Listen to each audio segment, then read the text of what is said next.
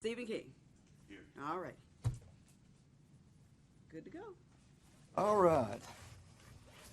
I will apologize to everybody for being a little late, but we will declare this meeting in session and in order. I'm assuming that all the notifications and advertisements were made in accordance with the state's guidelines for doing so. Sorry, I'm ill prepared.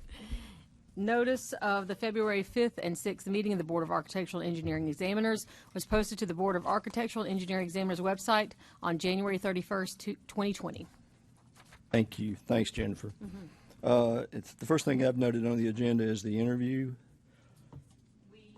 We now do not have an interview. Okay. Do you want to have discussion about the interview, or do we need to have discussion about the interview? No. Is the interview resolved? Do we have a need for the interview later?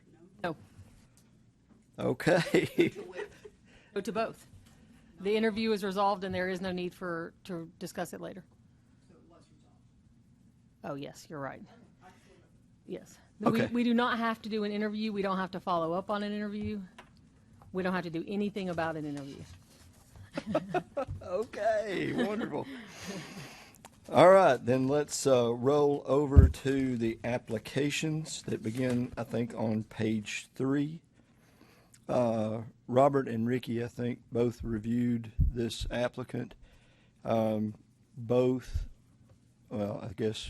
had disapproved, and I think Robert had requested some additional specific information. I think Ricky's notations were pretty much the same.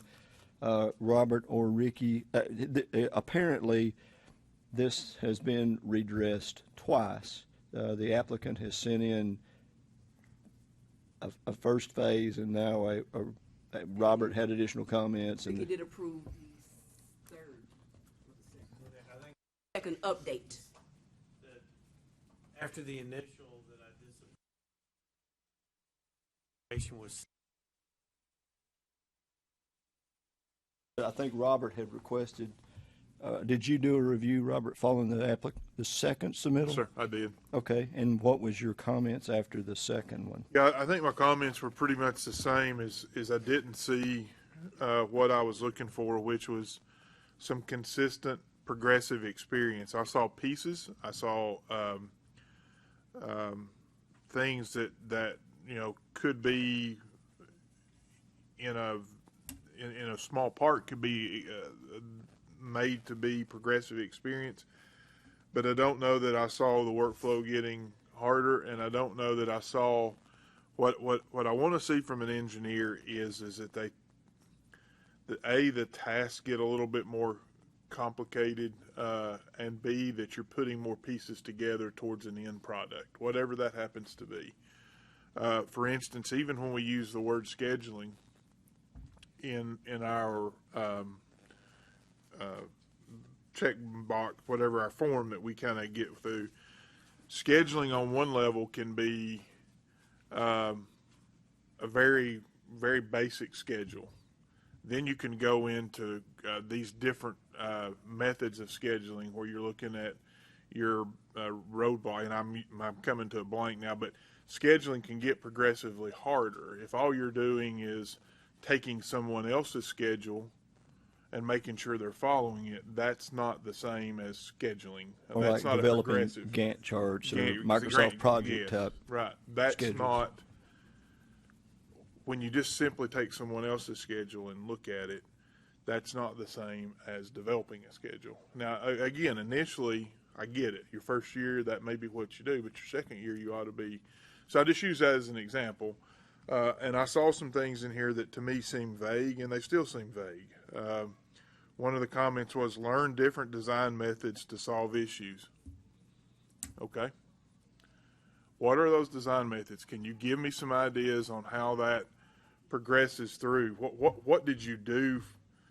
What are those? And then when I got it back, I really didn't see anything else that explained these different design methods. There was a familiarity with different standards and navigating processes and stuff, but I don't know that I saw it on a consistent basis to say that it was progressively getting harder.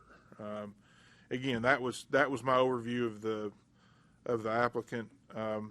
And sometimes we have that, Alton, when we get the first application, they kind of are very vague in what they We've had that several times say, in the past. and you just have to kind of get them to say, okay, give me a deeper explanation. But the second one I got was almost exactly the same, and I'm trying to remember, but one, I don't think it had much different really in the when I remember you sent me that thing, and it was almost like a page, and it wasn't, it's like, really? So I didn't see that progressive experience component that we would expect from an applicant. Okay, thank you. Thanks, Robert. Ricky, you made a recommendation for approval. Do you want to comment? I mean, I really saw it kind of the way Robert described it. Definitely on the first review, there was nothing there. I felt like what was added was an attempt at some application of theory. That's what I was looking for, and so whatever was added there when I went through it, I felt like there again, being on the construction end of it, not the design end of it, it's not going to maybe be as clear to explain, but construction is a viable way to get experience. It is. And so, I'm a mechanical engineer, but I was extrapolating, I guess, some. But I still felt like it wasn't quite the description that makes it easy to approve, put it that way. Good, okay. Kathy, I have a question for Steve. I'm not ignoring you. I want to get any comments that you have too, but Steve, you kind of exist in a similar arena, working for a governmental entity that reviews plans and designs and also provides some level of construction administration. From your perspective, I'd appreciate your perspective on this. Well, now it's the first time I'm seeing this. I didn't get a chance yesterday when the email came, so would you go ahead with Kathy, and maybe I'll have an opinion here in a minute if she's ready. Okay. Kathy, do you have any comments? This is the first I've seen of the application, so I was just flipping through, and I will note that one of the current supervisors that he has suggested that additional training would be useful before he graduated to stamping plans.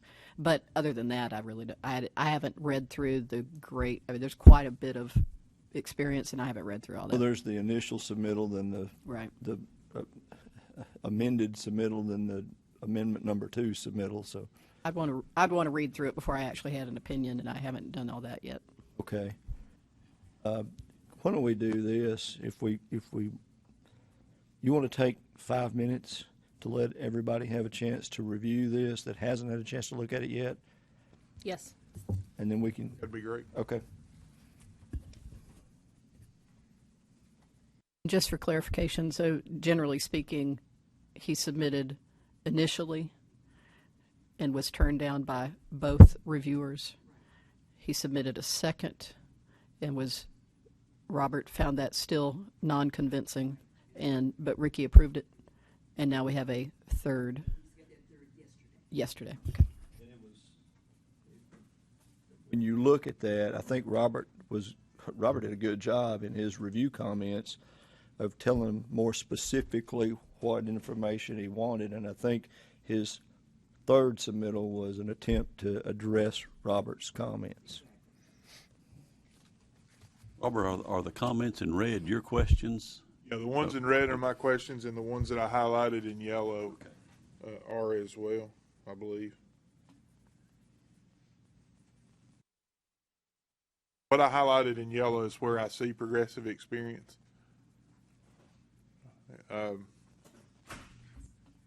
Anyway. Beginning on page 3, is that the most recent set, or At the top, the very first, when you pull up the application. yeah, Yes, that is his most recent. the most recent? And okay. Wanda, just for the record, would you put in that Casey Anderson is here?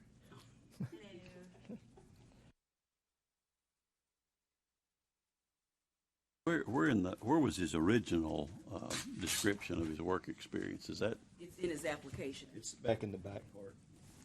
This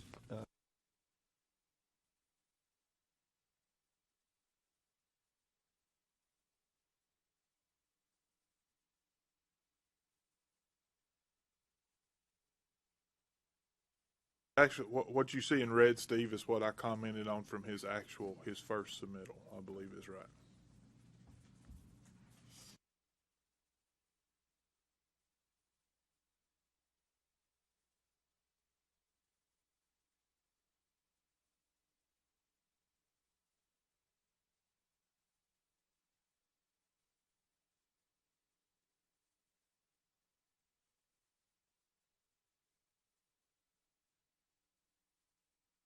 And did he get the red comments?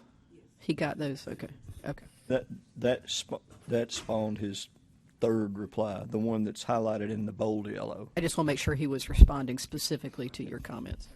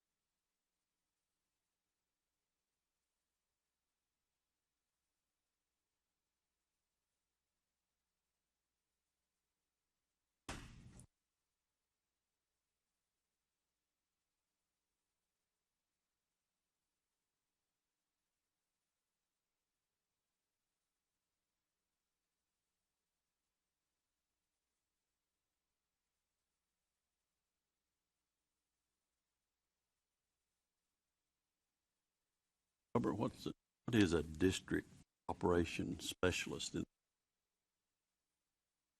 Steve, I think they oversee a particular project, but I think they have a person that's over two or three of those. Is it their in-house crews, or is it? Yeah, it's their in-house. Okay, that's what it sounded like. Yeah, they have I think they have a district supervisor that oversees two or three. I don't know how many are in each district, and they oversee particular jobs.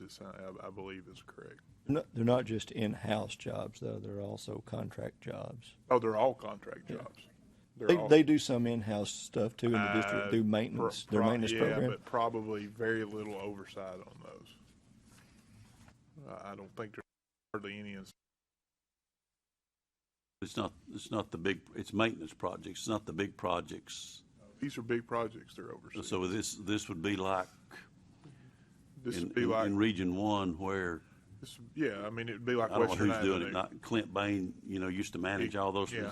That's the kind of thing It it would be is. It'd be somebody under a widening the Clint. state highway. So it would be somebody under a Clint Bain, maybe, in Region 1. I think Clint was like the supervisor, and people under him were the specialists, if I'm right. No, they would oversee, Steve, Western Avenue. I mean, that would be a job that typically, or Broadway Viaduct job or whatever, they would oversee those. Well, if that's what he's doing, he doesn't explain it very well. This looks like HR exercise rather than a description of your engineering work to somebody considering giving you a license. I mean, that's why I was so confused. I couldn't believe this was his description of his. And again, I thought I gave him ample opportunity with the comments to try to flesh that out a lot more. So,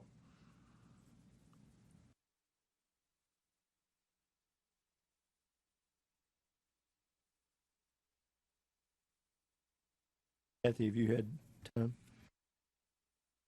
You have comments? Okay. Well, I know what some of those young engineers do in that world, but this doesn't seem to be the description of it to me. So I'm kind of confused. I would have liked to see if he's working in the construction management arena, then I would have listed, in my first year, I worked on I-40 widening at Paper Mill and detailed what I did under the supervision of whoever the project engineer was. That's what I'd be looking for. I'm really confused by. That's why I kept looking for something else, because I couldn't believe that was a description of his experience. I mean, he's got a lot of words here. He could have outlined his experience in many less words than he did if he'd just told us what he did on the construction projects. And Robert and I've had these conferences. I'm probably more flexible with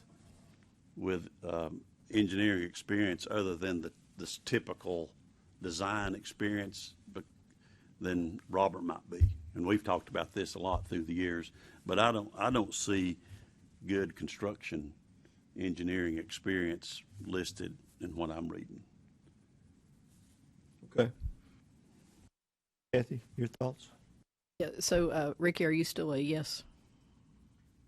You've already approved it? I've already Yeah. Okay. Well, I think that the candidate lacks good communication skills, but I don't think he actually lacks having done the job that we assume that he's been doing, because he has 4 Tennessee PEs who all said that they recommend him for sitting for the exam. He has a master's degree. He's got over 5 years experience, and he's been working for TDOT the whole time.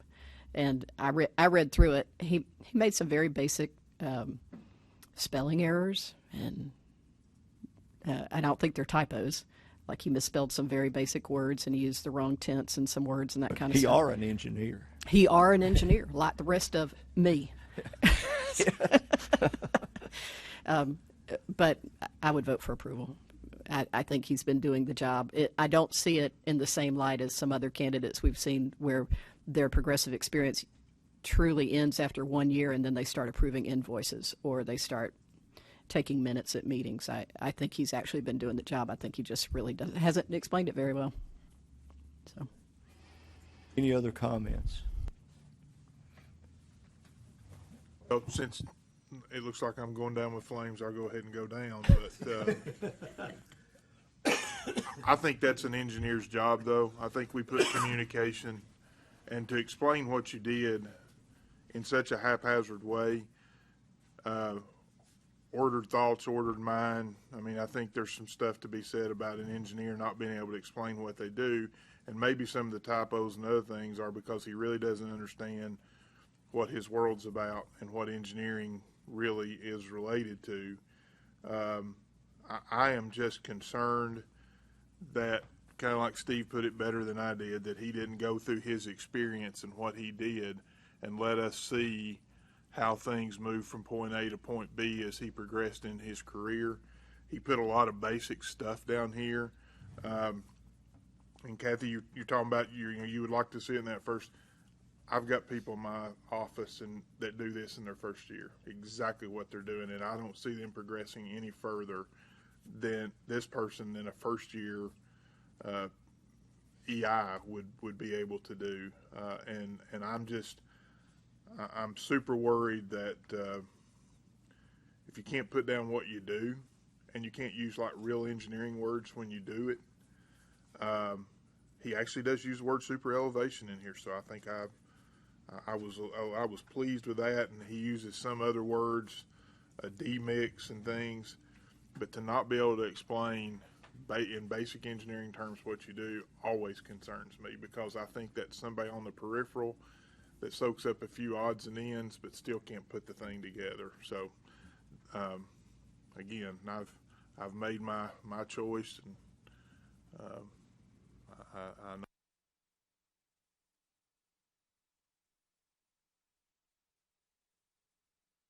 Okay. Any other comments? All right. Thanks, everybody, for their review and their comments. I think this is one where neither Steve nor I can vote because it's an application. So I would ask for a roll call vote of the three board members. Approve, but I agree with the comments about the application. Robert Campbell No. and Kathy Wood. approved. Okay, thanks, everybody. That was good discussion. The second one, I believe, is from Mr. Ramsey. It's just an email. Okay. Has everyone had a chance to review this? It's on page, 38. What's the issue? And there's actually two different, there's a question and a follow-up. I sent this to Mr. Burris.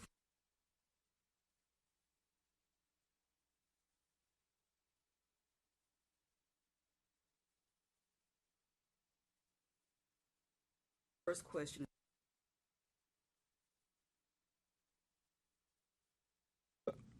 I think if you look down at the bottom if you look on page 39 at the bottom, that's the initial thing. Wanda, I've taken a job with the Office of Surface Mining.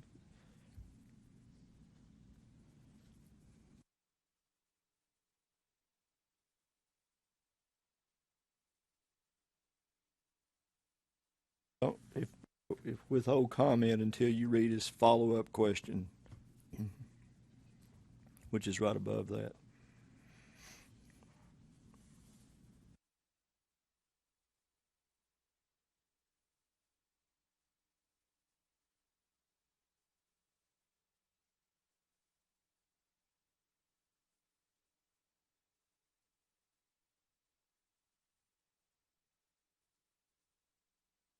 Everybody had a chance to review it? Okay, Ricky? I've got a question. Maybe somebody knows more about surface mining than I do, but it says he's in the Office of Surface Mining, he's overseeing permitting designs. But then when Wanda asked him if a P, this was my question, I want to know, I was assuming there was another PE in responsible charge of what was done, and the answer is documents that were stamped. I think he's working in a state regulatory agency, and the mining operations and their professional resources submit permits to this regulatory agency for review and comment.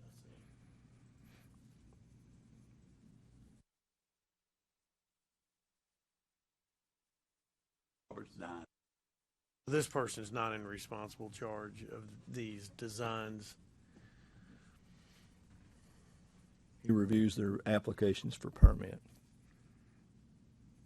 That's the way I took it. And he's currently ready.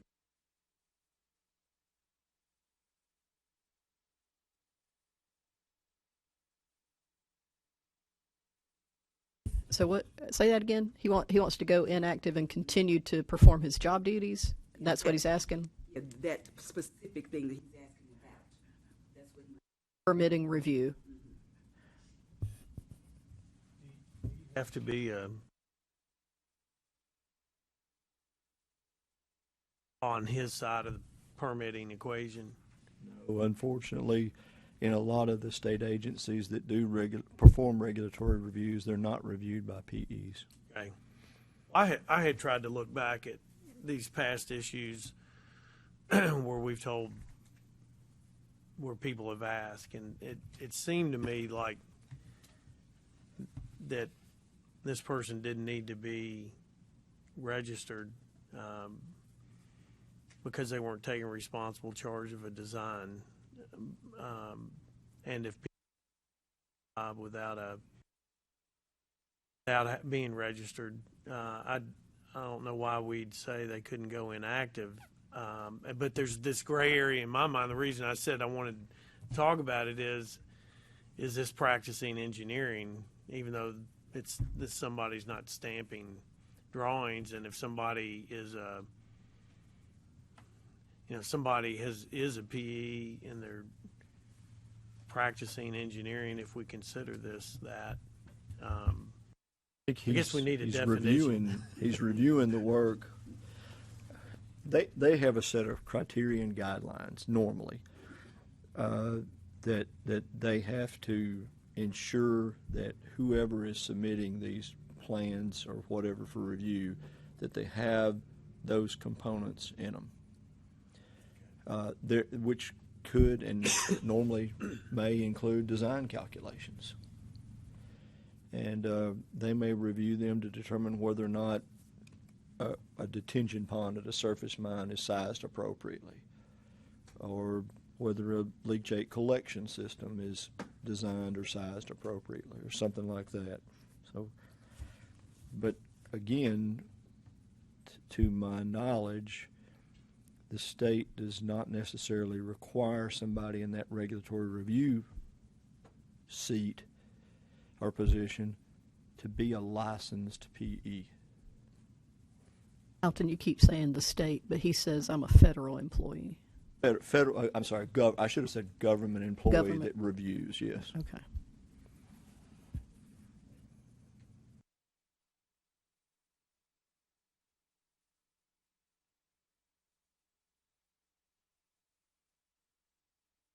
At the risk of opening up Pandora's box, but under our definition of engineering, as we have discussed it, is either the production of the permitting plans or the review or the approval or the certification of, does any of that constitute engineering under the definition that we're considering right now?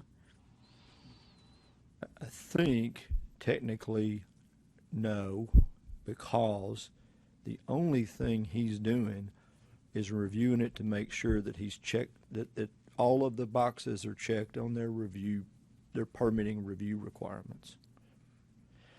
Although I do suspect that whoever's submitting the application would have performed engineering design that's part of the required submittals, and he would be reviewing those.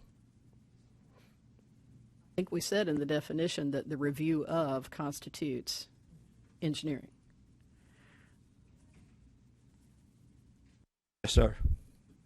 Oh, are you done? I don't. For now. Okay.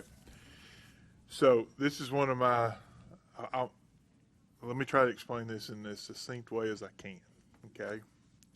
As a PE, it pisses me off when a non-PE reviews my work and then tells me how bad I'm doing.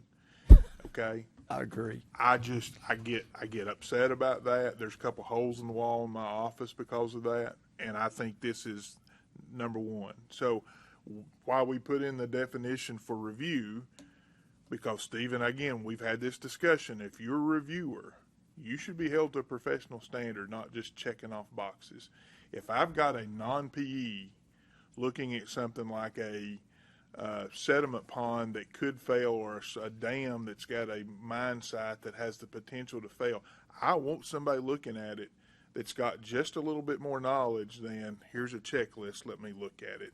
Because we could put entire communities at huge danger, and not counting the environment, because a non-PE is looking at something. Number one. Number two, why, if you're a PE, would you want to come down to a quote reviewer level and lose credibility all across what you're doing? This is somebody that's wanting to save whatever number of dollars and not have to take continuing education. $140. I don't know. I get frustrated when I see stuff like this because, again, I've been on the other side where I've had my stuff reviewed by somebody who was a non-PE, and it aggravates me. And then this person has worked hard and put in the time and effort to become a PE, and now you're saying, well, because I don't want to take some continuing education, or I don't want to keep up with my development as an engineer, I want to go inactive. I mean, I understand if you've got an illness or I get some of that, but Or you're not going to be providing. or you're that not level going to of be, review. you're out of the industry or Yeah. something. But this person could be providing, and should, to me, is providing something that's can be a very serious deal. So my opinion, I think technically would he get in trouble? Technically, probably not. But I think this is just a huge, and it's a bad practice. And like you said, we've got in our definition. But our definition is not. I understand that, but I think that is our opinion as a board, is that review, if it's important enough to review, if you're reviewing a PE's material, you ought to be a PE PE with some knowledge. and some knowledge and some credential to be able to go have a discussion about that design and look at it with more than just a checklist in front of you. I mean, we're already in this situation where too much things have become a commodity, and we've got legislators that think all we do is sit over here and throw darts at the wall or something. And now we've got our own people that don't see the value in what they do. And again, I think that it aggravates me. I'm trying not to get too aggravated. And maybe it's because I spent 3.5 hours driving in the rain from Knoxville that I'm mad. But anyway, I just, if he doesn't think any more of his license than that, maybe I'd tell him just to go ahead and turn the thing in. Thank you, Robert. Kathy. Thank you, Robert. Bring some sunshine to this, because I'm in a dark place. You're in a dark place. You need to relax, man. You need to relax. Okay, a couple things. One is that the definition that we have been discussing for the past number of months is not intended to be new with regard to defining the practice of engineering. It is simply intended to put on paper the definition as we would typically have always interpreted it. So when we say, does the review of constitute engineering under the potential definition, I'd like to just set that aside as being that's not really the issue, because we're not changing the definition with our thought process or our discussion. We're simply putting it out there for publication and guidance to the public. If that person were to come before the board with regard to the question, are you practicing engineering, I think that we would say the review of constitutes the practice of engineering, because that's what we've always defaulted to. The actual verbiage from December says, the practice of engineering may include the review and coordination of technical submissions prepared by others, including the work of other professionals working with or under the direction of an engineer with professional regard to judging the ability of each professional to execute his or her aspect of work, checks and boxes, so as to protect the health, safety, and welfare of the public. With regard to permitting, I would say, is a great one, when such coordination involves multiple disciplines. So I think that clearly I see that what this gentleman is saying he does falls under this definition, but I also don't want to go on the record as saying that this definition is somehow new. There hasn't been a definition, and what we were trying to do was put a definition out there for guidance and for future decision making and for the public to be aware of. But if that person came to us today and said, is what I'm doing engineering? I think collectively we would probably all say, yes, that is engineering. So I don't think he gets a pass just because the definition hasn't been published. I think what he's doing is absolutely health, safety, welfare important for the public. And I would say that he's doing engineering, and if he doesn't have a license or he lets it lapse or he goes inactive, he shouldn't be doing that job anymore. That's the way I see it. Thank you, Kathy. Ricky?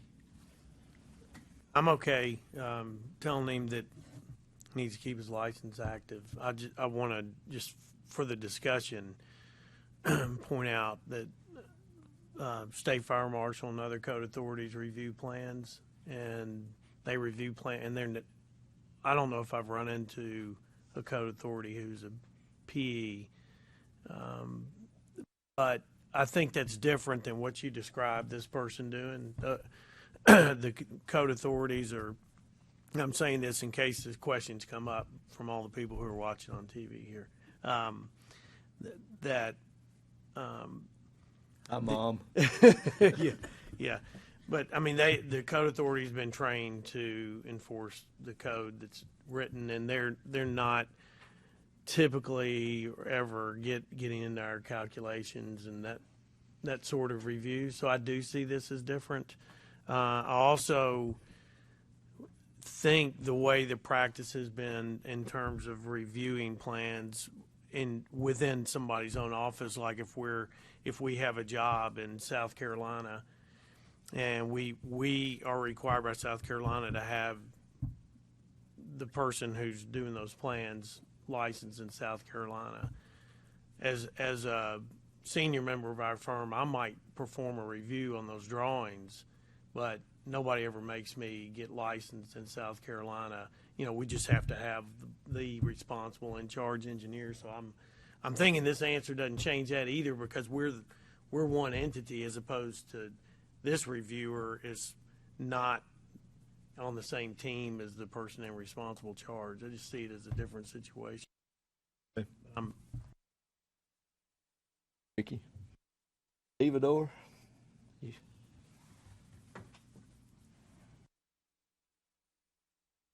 Well, I guess there's several different ways I could go to look at this. One is, if we're going to give an applicant, we're going to count a review experience toward a PE, then it must be engineering, or we wouldn't be counting it. Then on the other hand, I'm sure if we ask Stuart to tell us what the law says, you know, there's a lot of exemptions in the law, and the law doesn't say anything about a requirement to be a PE to review. But for the life of me, I don't know why anybody would, like you said, Robert, why any licensed engineer would want to give up their license. It's too difficult to get, and now, especially without the privilege tax, you're just talking about doing CEU and $100 and something every 2 years. Stuart, just for the record, that is, there is that's under the exemptions, I think. Can you give us specifically what that says?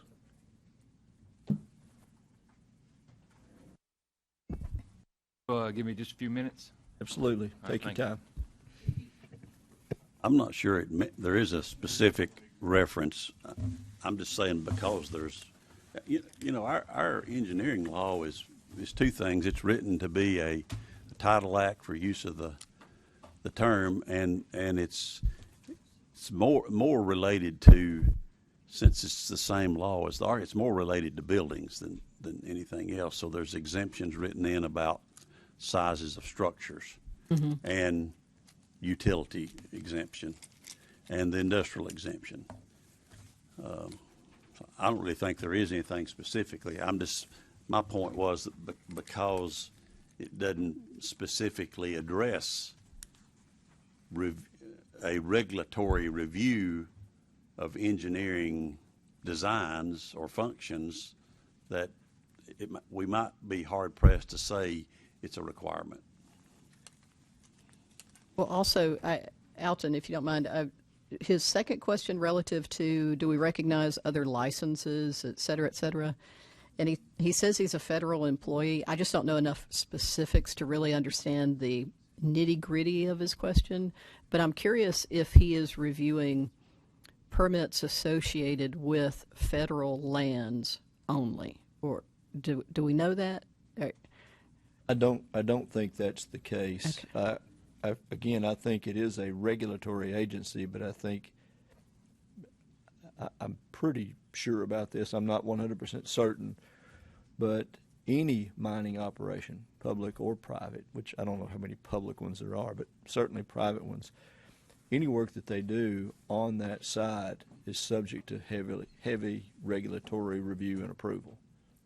At the state level or at the federal level? Both. Both? Okay. The reason I'm asking, like if you work for the Army Corps of Engineers in another state, if it is their property, the feds own that dam or that facility or that piece of property, you do not have to be licensed in that state where that is. You follow me? As long as you hold a license, regardless That's where right. it is, and you're working for that federal entity, that agency. wherever you're working for that federal entity in whatever state you're working in, that license, they think that PE still applies. You do not have to be state licensed. Sure. Licensed. Yeah. So I'm just curious how that applies. But it sounds to me like what you're saying is you probably do.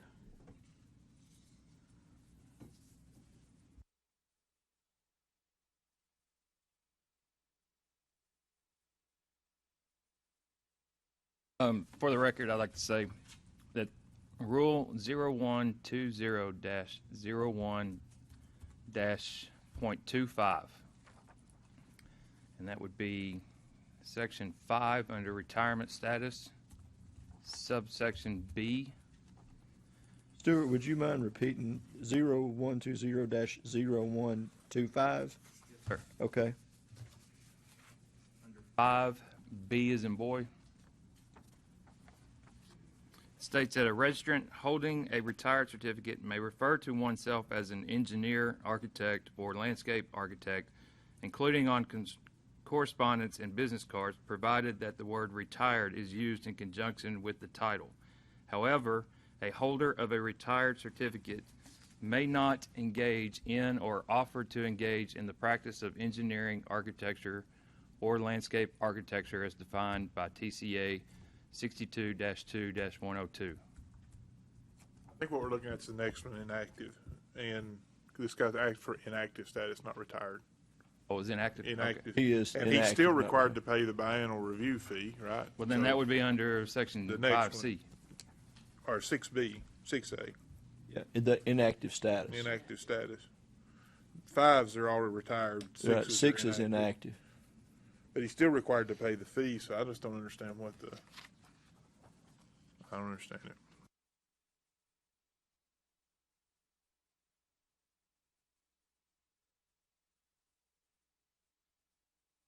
Under 6, inactive, Part C. B and C is what you're looking at. B is a registrant holding an inactive certificate shall follow the requirements pertaining to payment or non-payment of the professional privilege tax, which Yes. that should be out. C is C, a more registrant relevant, yeah. holding an inactive certificate may not engage in any activity constituting the practice or offer to practice engineering, architecture, or landscape architecture in the state of Tennessee without first notifying the board in writing as to a change to active status and satisfying the continuing education requirements of Rule 0120-05-08D.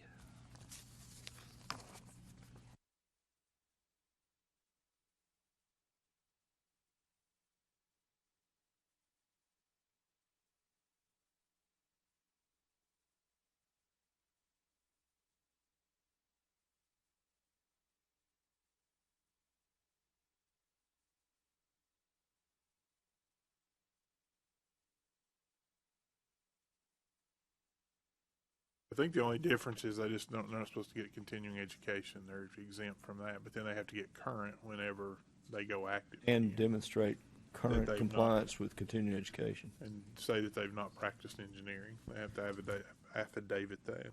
May I add to this discussion? We were posed a question, and it was asked that we put this before the board of if you're a licensed PE and you're not engaging in that work, you're not stamping documents, and in fact you're doing other sort of public service work, is there a way to still sign your name and call yourself a PE without having to put the dash retired or specifying that you're inactive?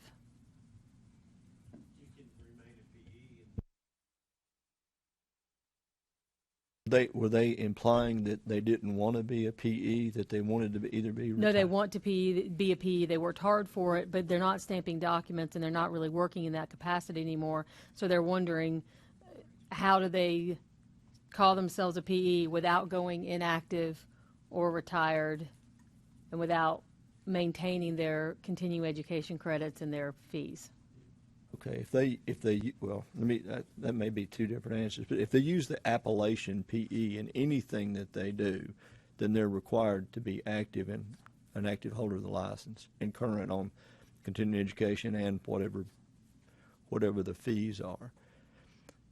Because the continuing education component of this, just like continuing education with other learned professions, is considered part and parcel of a professional licensure. I mean, you don't just learn it once and you know it all. You are considered to be a lifelong learner, to be able to continue learning, keeping up, keeping current. And if you don't have the continuing education component of it, and we can argue all kinds of times about sufficiency or not of continuing education and the courses that are offered or the things that are offered, then I don't know how you keep calling yourself a professional, right? So, I mean, that is a bedrock part of being a professional. And let me ask one quick thing to our legal staff, and this is just me. In 010208-28 military applications, somebody misspelled the word expedited, and I don't know why that bothers me, but it just does.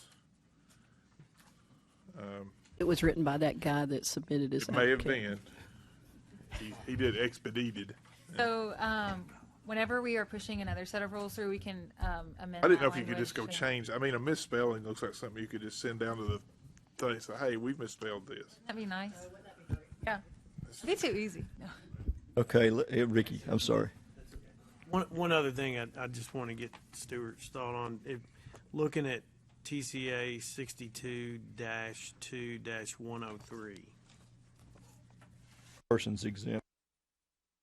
Yeah, it's just, those are general exemptions. Look at number 4 is, I think, the one that we were referring to earlier.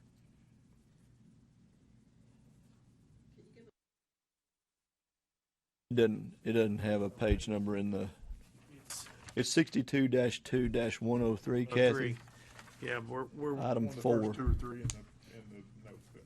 we're and 102 talks about exemptions for buildings being small and that sort of thing, but 103 is just general exemptions, and except for number 4, what it really I think it describes in 1, 2, and 3 is you can do engineering if you're working as an employee under a registered engineer. You can do, and you don't have to be a PE to do engineering if you're working for a PE.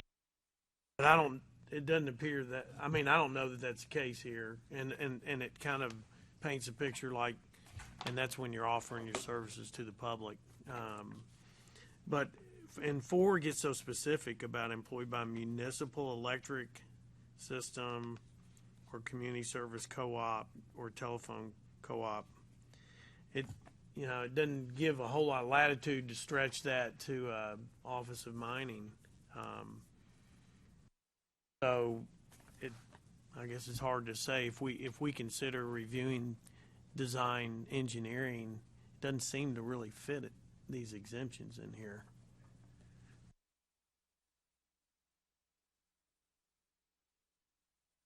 One of the problems I have with the way this is worded, though, if you look over to 62-2-102, Yeah. practice and persons exempt from registration, Part B, it's unlawful for any person other than a registered architect or engineer to prepare plans and specifications for any building or structure other than the following.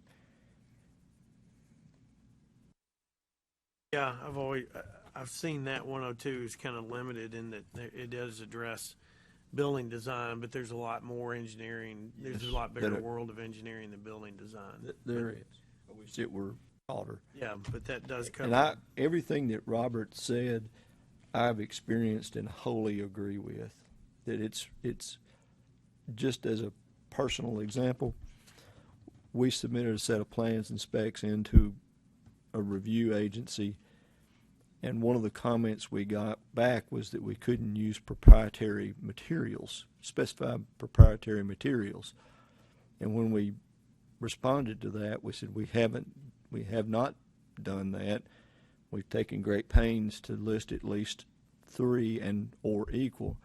And they commented back, well, not in the case of AWWA. And when we responded, AWWA is the American Water Works Association. They're the agency that determines testing and processes that rule and regulate what we do. And their comment back was, oh, we didn't know that. Yeah. So, we suffer those same experiences. And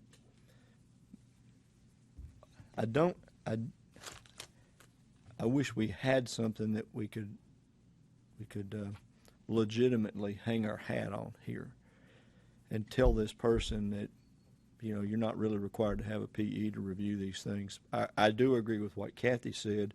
The generally accepted definition for engineering, which we don't have, but is out there in place in many, many, many other states, includes the review. Is there an alternative response that we may want to consider giving this person in response to his question? I think the response to this question is we would generally consider it to be the practice of engineering to review plans prepared by PE unless you are under the jurisdiction of another PE and you're just performing that review work underneath another PE's jurisdiction. I think we have, as this group, made the determination that the review of plans is an engineering service. And I think it's when you talk about the building codes, people, and I think I heard you correctly, they don't go back and look at your flow, your heat exchange calculations or anything like that. They just look to make sure that you have certain equipment in certain places and that you've got some sort of fire protection or whatever. They're looking at finite things. They're not looking at the calculus that goes behind those things to figure out what you did. So that's not even engineering. They are reviewing our plans, but they're only reviewing this part of our plans. They're not reviewing the entirety. What this gentleman would be doing, my understanding, would be reviewing the entirety of the plans. You know, how much compaction do you have on this slurry dam? How high is it? What's your width at the top? What material are you retaining? What's your overflow weir look like? Where's your drainage calculations from? I mean, there's a ton of engineering that he would be reviewing. So I think my statement is we would generally consider it as a board to be engineering. The review of engineered plans is engineering, unless you're under the purview of a PE. I mean, because he's going to call it engineering. He's going to say, I'm an engineer doing engineering, reviewing engineering plans. Somebody's going to call him up and he says, I'm going to be an engineer. You can't be I mean, I know it's the federal exemption and all that, but that would be how I would couch it. Yeah, Ricky. So if you look at page 39, his follow-up email, the top email says, so if we do say he has to maintain a license to review plans, then as a federal employee, would we recognize another state's engineering license? As he said, with federal employee, they're federal employee. Well, Goes across. that may not But be that's the not case. exactly now. what I thought said. That's what I No, wanted to. that was only if he were working on federal if he were the employee of some federal component that had federal installations at multiple states like the Corps does. And If the permit is for a piece of property that is not federally owned, but is being reviewed by the feds, then I think he still has to be licensed in the state of the property that's being modified. If the property is owned by the federal government, He probably gets a pass. He can be licensed anywhere. it seems like that is, at least if we're But- coming around to making a motion, that's, But Alton said he thinks that they're not federally owned properties. okay. I don't Right? think Is that right? Correct? correct. Yeah. I don't think it matters if he's in a federal, because the federal's got the exemption all over the place. The Army Corps of Engineers, the property that I have to get a permit from them is not necessarily their property. If I have to go get an ARAP, that may not be from their property, and they're reviewing my plans, but I don't know that they have to be an engineer because the federal exemption, I don't think it applies the whether people it's on that my property review, or not. I think the people that review those right now aren't. They're not. I think there's a push in some places to have it that way, but not across the board. I don't think we get, when I submit for a permit, a federal permit, which is, an ARAP. An ARAP, is yeah. a federal Use permit. ARAP as an example, Right, yeah. ARAP's a good example. It could be for a creek or somewhere. It joins the property. Yeah, Yeah. and it's, the Corps would give me the permit, but I don't think that's, I think they can, they don't have to be PEs to do that. Well, I think we're broadening the question past what he's answering. So I want to, Yeah, he's got the federal exemption. I mean, federal exemption is federal exemption. Nobody that works for the feds in an engineering capacity has to have a PE, period, on anything. I mean, there are very few exceptions to that. I think very few. I think they started on this gas line thing. There was something that they talked about doing it. I don't know if they end up doing it, but there are very few exceptions where federal has to have it on any project they do it on. So is that the answer here? That person's a federal? I think that's right. What's the federal exemption has to be, I don't think it just goes to their property. I think it's across anywhere. They're a reviewer. They're not a designer. That's their. Federal Highway Administration reviews plans that are submitted. That doesn't mean that that's their highway. I mean, it doesn't mean that that's their property, I don't think. They also do some internal design. And I don't think they have to be licensed. I don't think a state can regulate the federal government. But again, that's a legal question.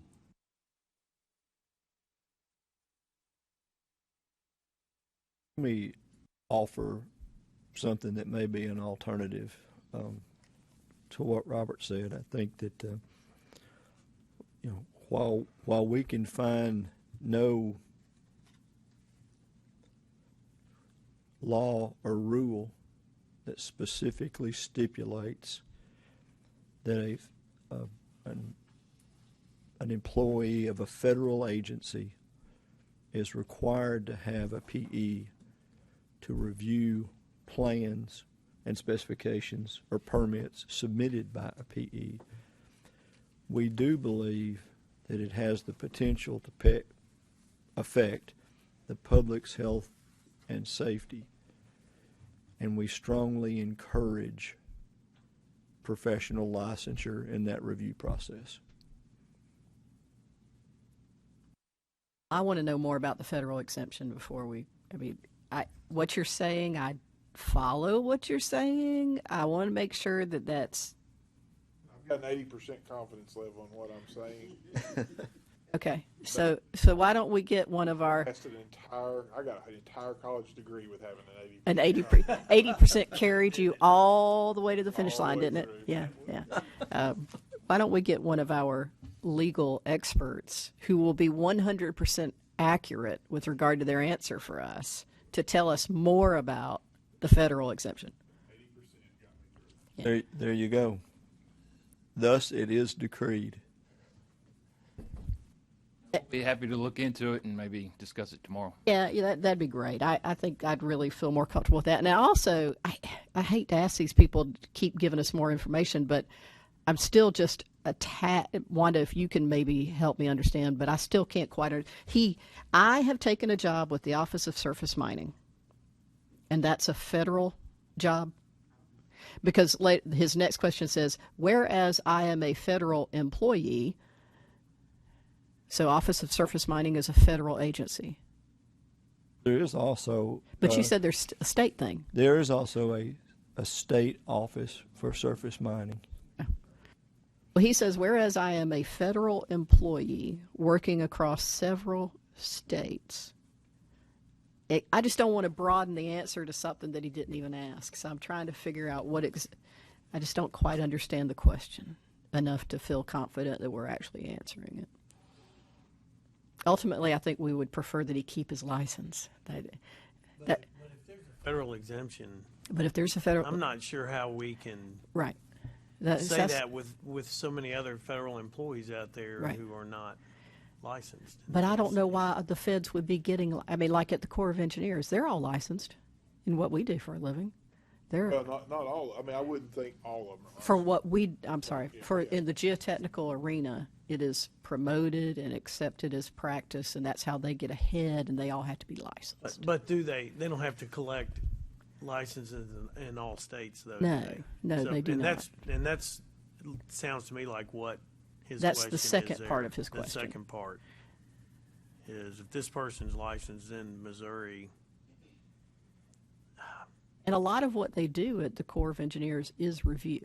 It's review and approval, and they do some design in-house, no doubt. They do a lot of design in-house, but they're in. It depends on the person, it depends on the district, it depends on the project.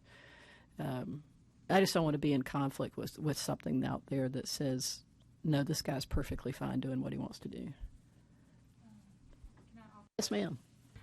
So one way that I might recommend looking at it is we could, because it is a narrow set of facts, we could say based on the narrow set of facts, our board would encourage you to maintain your licensure in Tennessee. However, if you have, direction or the federal agency that you work for has given you direction that you do not need to have license, then you can defer. I don't know, that might be a possible avenue. I kind of like that, and I was getting ready to say another thing. State and local federal government can also write job descriptions that require licensure at certain points along the way. So we wouldn't want to say, well, you can go inactive if this person's job description requires that he be a PE to have a certain. He could just be trying to get around something within his own agency. So I kind of like what you suggest, because that sort of says what we really think, but it defers it back on his employer. also. The board in the event that something were to happen with this particular individual that they don't have in writing that the board has approved going forward in perpetuity that they are okay to do this job. So it kind of, puts it back on them to make sure they're doing the right thing. Like that. I really like that too. One of my concerns I didn't mention earlier, but I was thinking of it, is that I hate to set the precedent that this guy in this position, and we say, yeah, you don't have to be licensed, and then the next person comes along and they hire basically somebody without even an engineering degree, because they say, well, the guy that was in that job, he didn't have a license. And now they go and hire somebody who just has a business degree because that guy didn't have a who would license. potentially be a lot less expensive. Yeah. Would you craft that language? Okay. For tomorrow? Okay. On the federal exemption. Absolutely. Yeah, and I just say, I think to prepare a thorough legal analysis of this, I would have to contact him and get more facts, and I don't think it's something I could give you a 100% answer by tomorrow. It would be a very lengthy investigation. So, but I'll craft that language and get that all to you by tomorrow. Thank you. Any other questions or comments? Okie dokie. I'd like to say good discussion because I think we're trying to do right by the individual, but at the same time protect the public. So good job, Alton, guiding the conversation. That was very meaningful. I think this is the kind of stuff we really should spend time on. I agree. Thank you. Thanks to everybody. Okay, Rule 0120-5 update, page 40 of on our pads.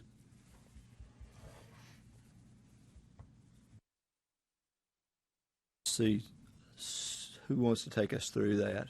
So this is something since last meeting we've been working on, and we, as in Jennifer and myself, and we've been talking to Casey and Ashley, just kind of about general feedback from the different professions. So it's under engineering if we wanted to discuss it, but I think truly the discussion will come in under the Rules Committee. I don't know if Casey wanted to say anything today about. I can't imagine Casey doesn't want to speak. So, come on, Casey. Woo! All right. Casey Anderson, ACEC Tennessee TSB. So we met about it. Had a great meeting.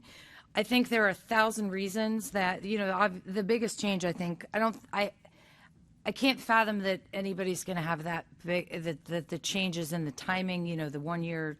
The 2 year no rollover, 1 year calendar year thing. It's a change, and people have to deal with change sometimes.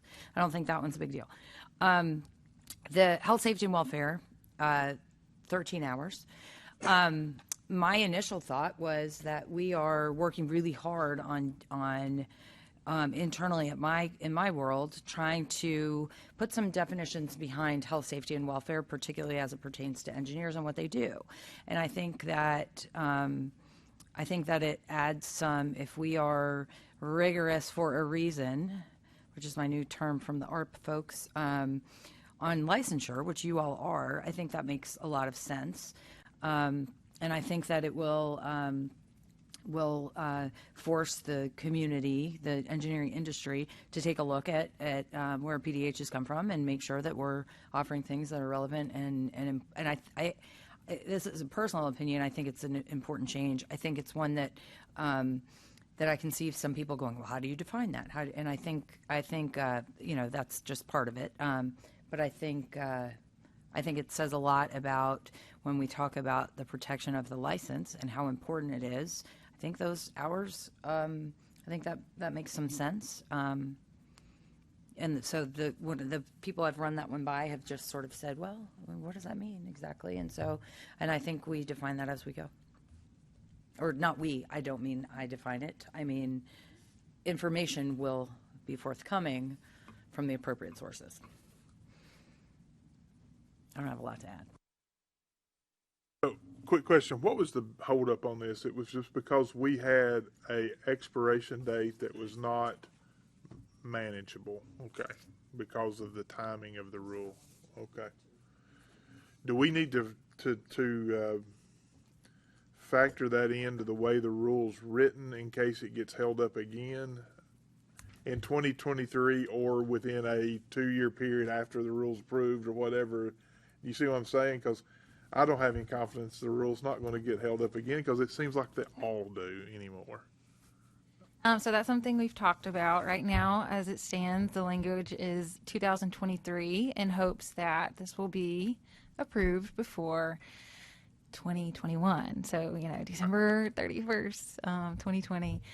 But that is something Jennifer and I have discussed. And the issue with that is because another avenue you would think to go down would be triggering language, right? So that becoming effective, then 2 years after that. But we have a hard time getting that kind of language past the AG's office and their review, because then you just have a whole section of law that's moot, and then it causes confusion, I think. So right now, we're hoping that the 2023 will be okay.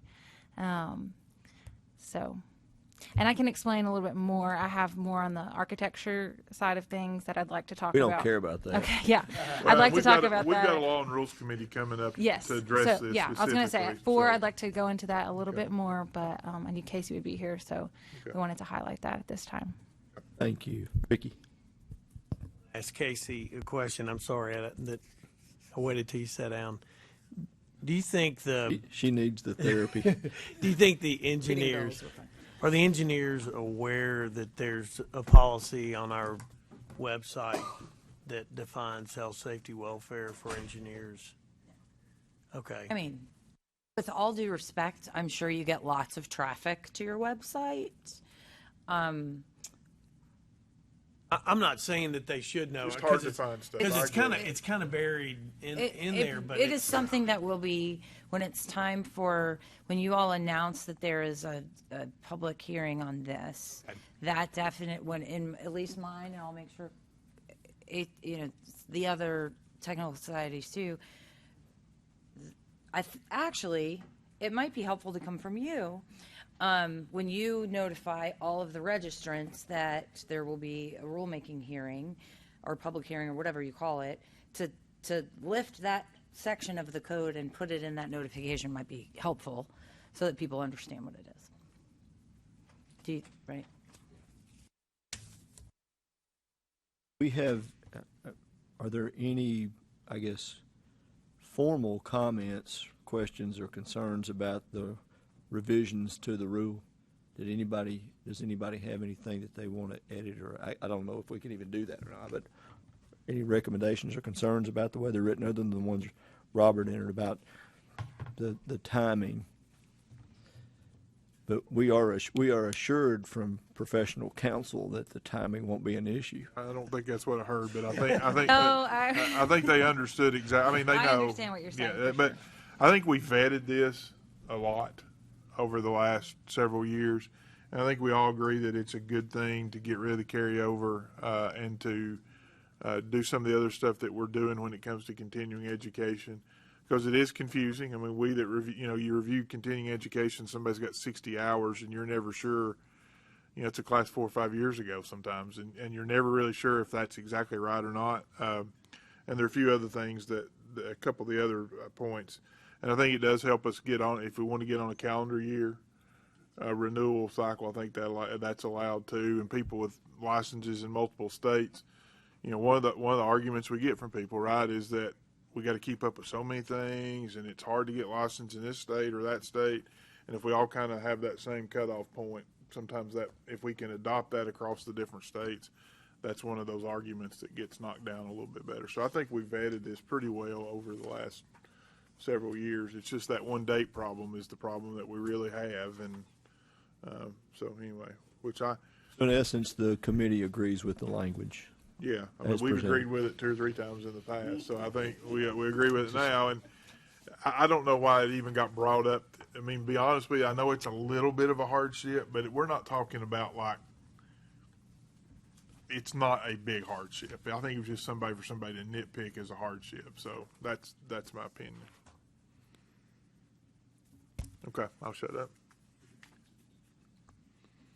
But we'll talk about laws and rules, and I get to chair that committee since Mr. Thompson's not going to be here, so it'll be fun boy. and games. Yeah. Okay.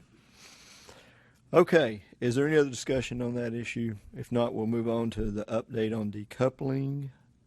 And I'm not sure who was going to present. Was good. Okay, now we checked with states that border Tennessee regarding the decoupling. And as you can see on Alabama and Arkansas are considering it. Georgia's a flat no. Kentucky, Mississippi, Missouri, and North Carolina already do decouple.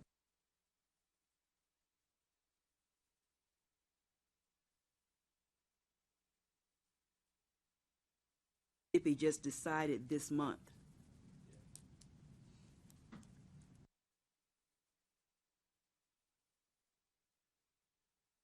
Okay, thank you. If anybody has any comments, I'd like to hold off on that just a second and ask Casey really quickly. You may as well just get closer to the podium, Casey. Pull up a chair.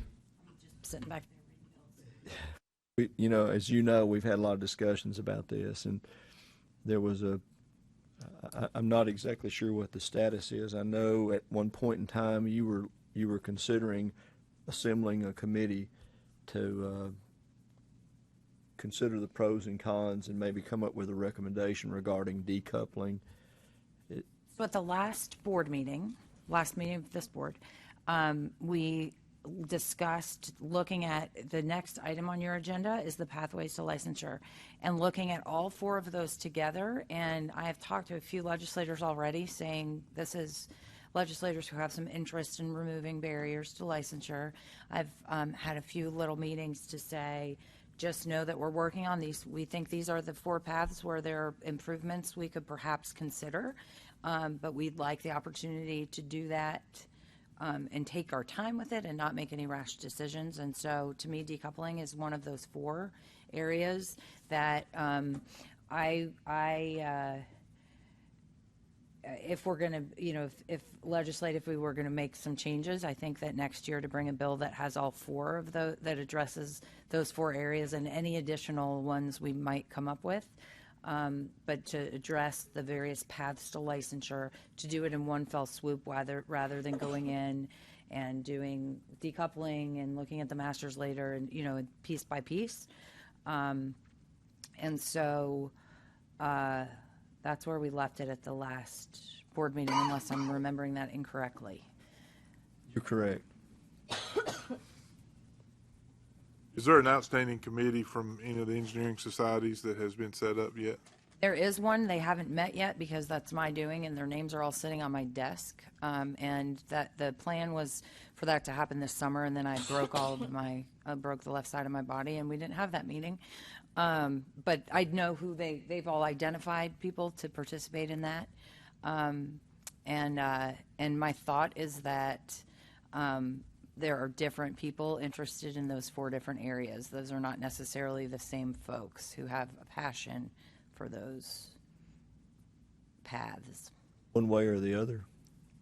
I feel like all four of those areas have passionate folks on both sides, but they're not necessarily the same people for each of the four areas. Okay. I think you'll get better outcomes and better consensus if you get the right people at the table on the right topic. I think that's what we saw when the three of us were at the meeting in September, and we spoke, and then we encouraged people to make their interest known, and there were various, I really care about this, and well, that doesn't interest me. Well, I really care about that. But there is passion on both sides of every issue. Absolutely. Yeah. Which is why I think racing to do it is problematic. I'm assuming, since the next topic on the agenda is alternate pathways to licensure, that again, the same comments would apply. We can kind of move through that one because Obviously, this body's not going to make a decision on that. We're assembling a committee, or there will be a committee assembled from the professional societies to help evaluate all 4 of these simultaneously and come back with a recommendation. Yes, and I met last weekend, 2 weekends ago. I was in Washington for the National Society of Professional Engineers board meeting, and a representative from ARPL was there, which is the something professional licensure. It's a group that has been formed by AIA, NSB, CPA, somebody else they're advocates for licensure, and one of their chief dogs was there presenting on some things, and I asked at the end, I said, I need the most current, we need to stay up to date on things that are moving this year across the country so that we have the best information to start from without having to each go out and call everybody and ask. And so trying to make sure that we know what other states are doing and where that all falls, just before the group sits down, that's going to be the first question. Do you have a schedule or a time frame for when that group, I'm assuming you may wait till after the end of the legislative session? Yeah, I'll be honest. Today is bill filing deadline in the House, and so no, I hadn't thought about it yet. But I think it probably needs to happen quickly, and by quickly I don't mean next week. But it's the decoupling one is my fault. I've dropped the ball on that just for lots of reasons. But I think the plan is to go ahead and start addressing, because we really, whether the board recommends it to go in the governor's package next year is something that would have to happen. You all would have to be sort of ready to go in like October for that, right? We're pretty early. If it comes direct, not as a formal administration bill, it can take a little. It can be until this day next year, earlier than that. I think we've got to. There's going to be so much conversation around it that we need to start moving on it. And so my guess is that this month and next month will be, let's make sure that the societies have the right people identified for each of those areas, so that we can then start to sit down. Casey, which societies are you reaching out to? I get the most bang for my buck out of TSP, ACEC, ASCE, and because I just did this with the definition, structurals, IEEE, SAME, but the reality is the people who I have discovered are the most passionate are those at TSP, ASCE, the ones who are sort of licensure is a key mission area for them.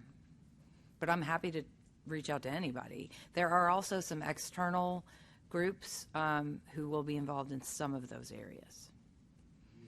What those? I think there's some universities who would like to be part of the conversation about the masters,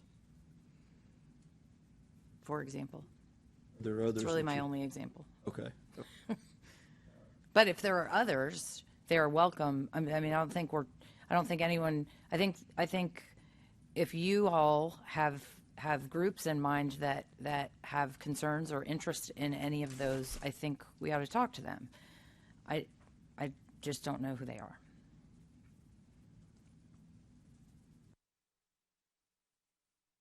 We would welcome any of you to be on that if it's appropriate. Yes, sir. So that's Mr. the next Campbell. question I think we need to ask. While this process of getting everybody together and finding some sort of consensus and working on everything, it sounds good. Ultimately, it's going to have to come back here. It's going to have to be vetted through a legal process on some level, or maybe not. Maybe it just goes straight through a legislative process, and the board's is or is not involved on any level. It could go that route as well, right?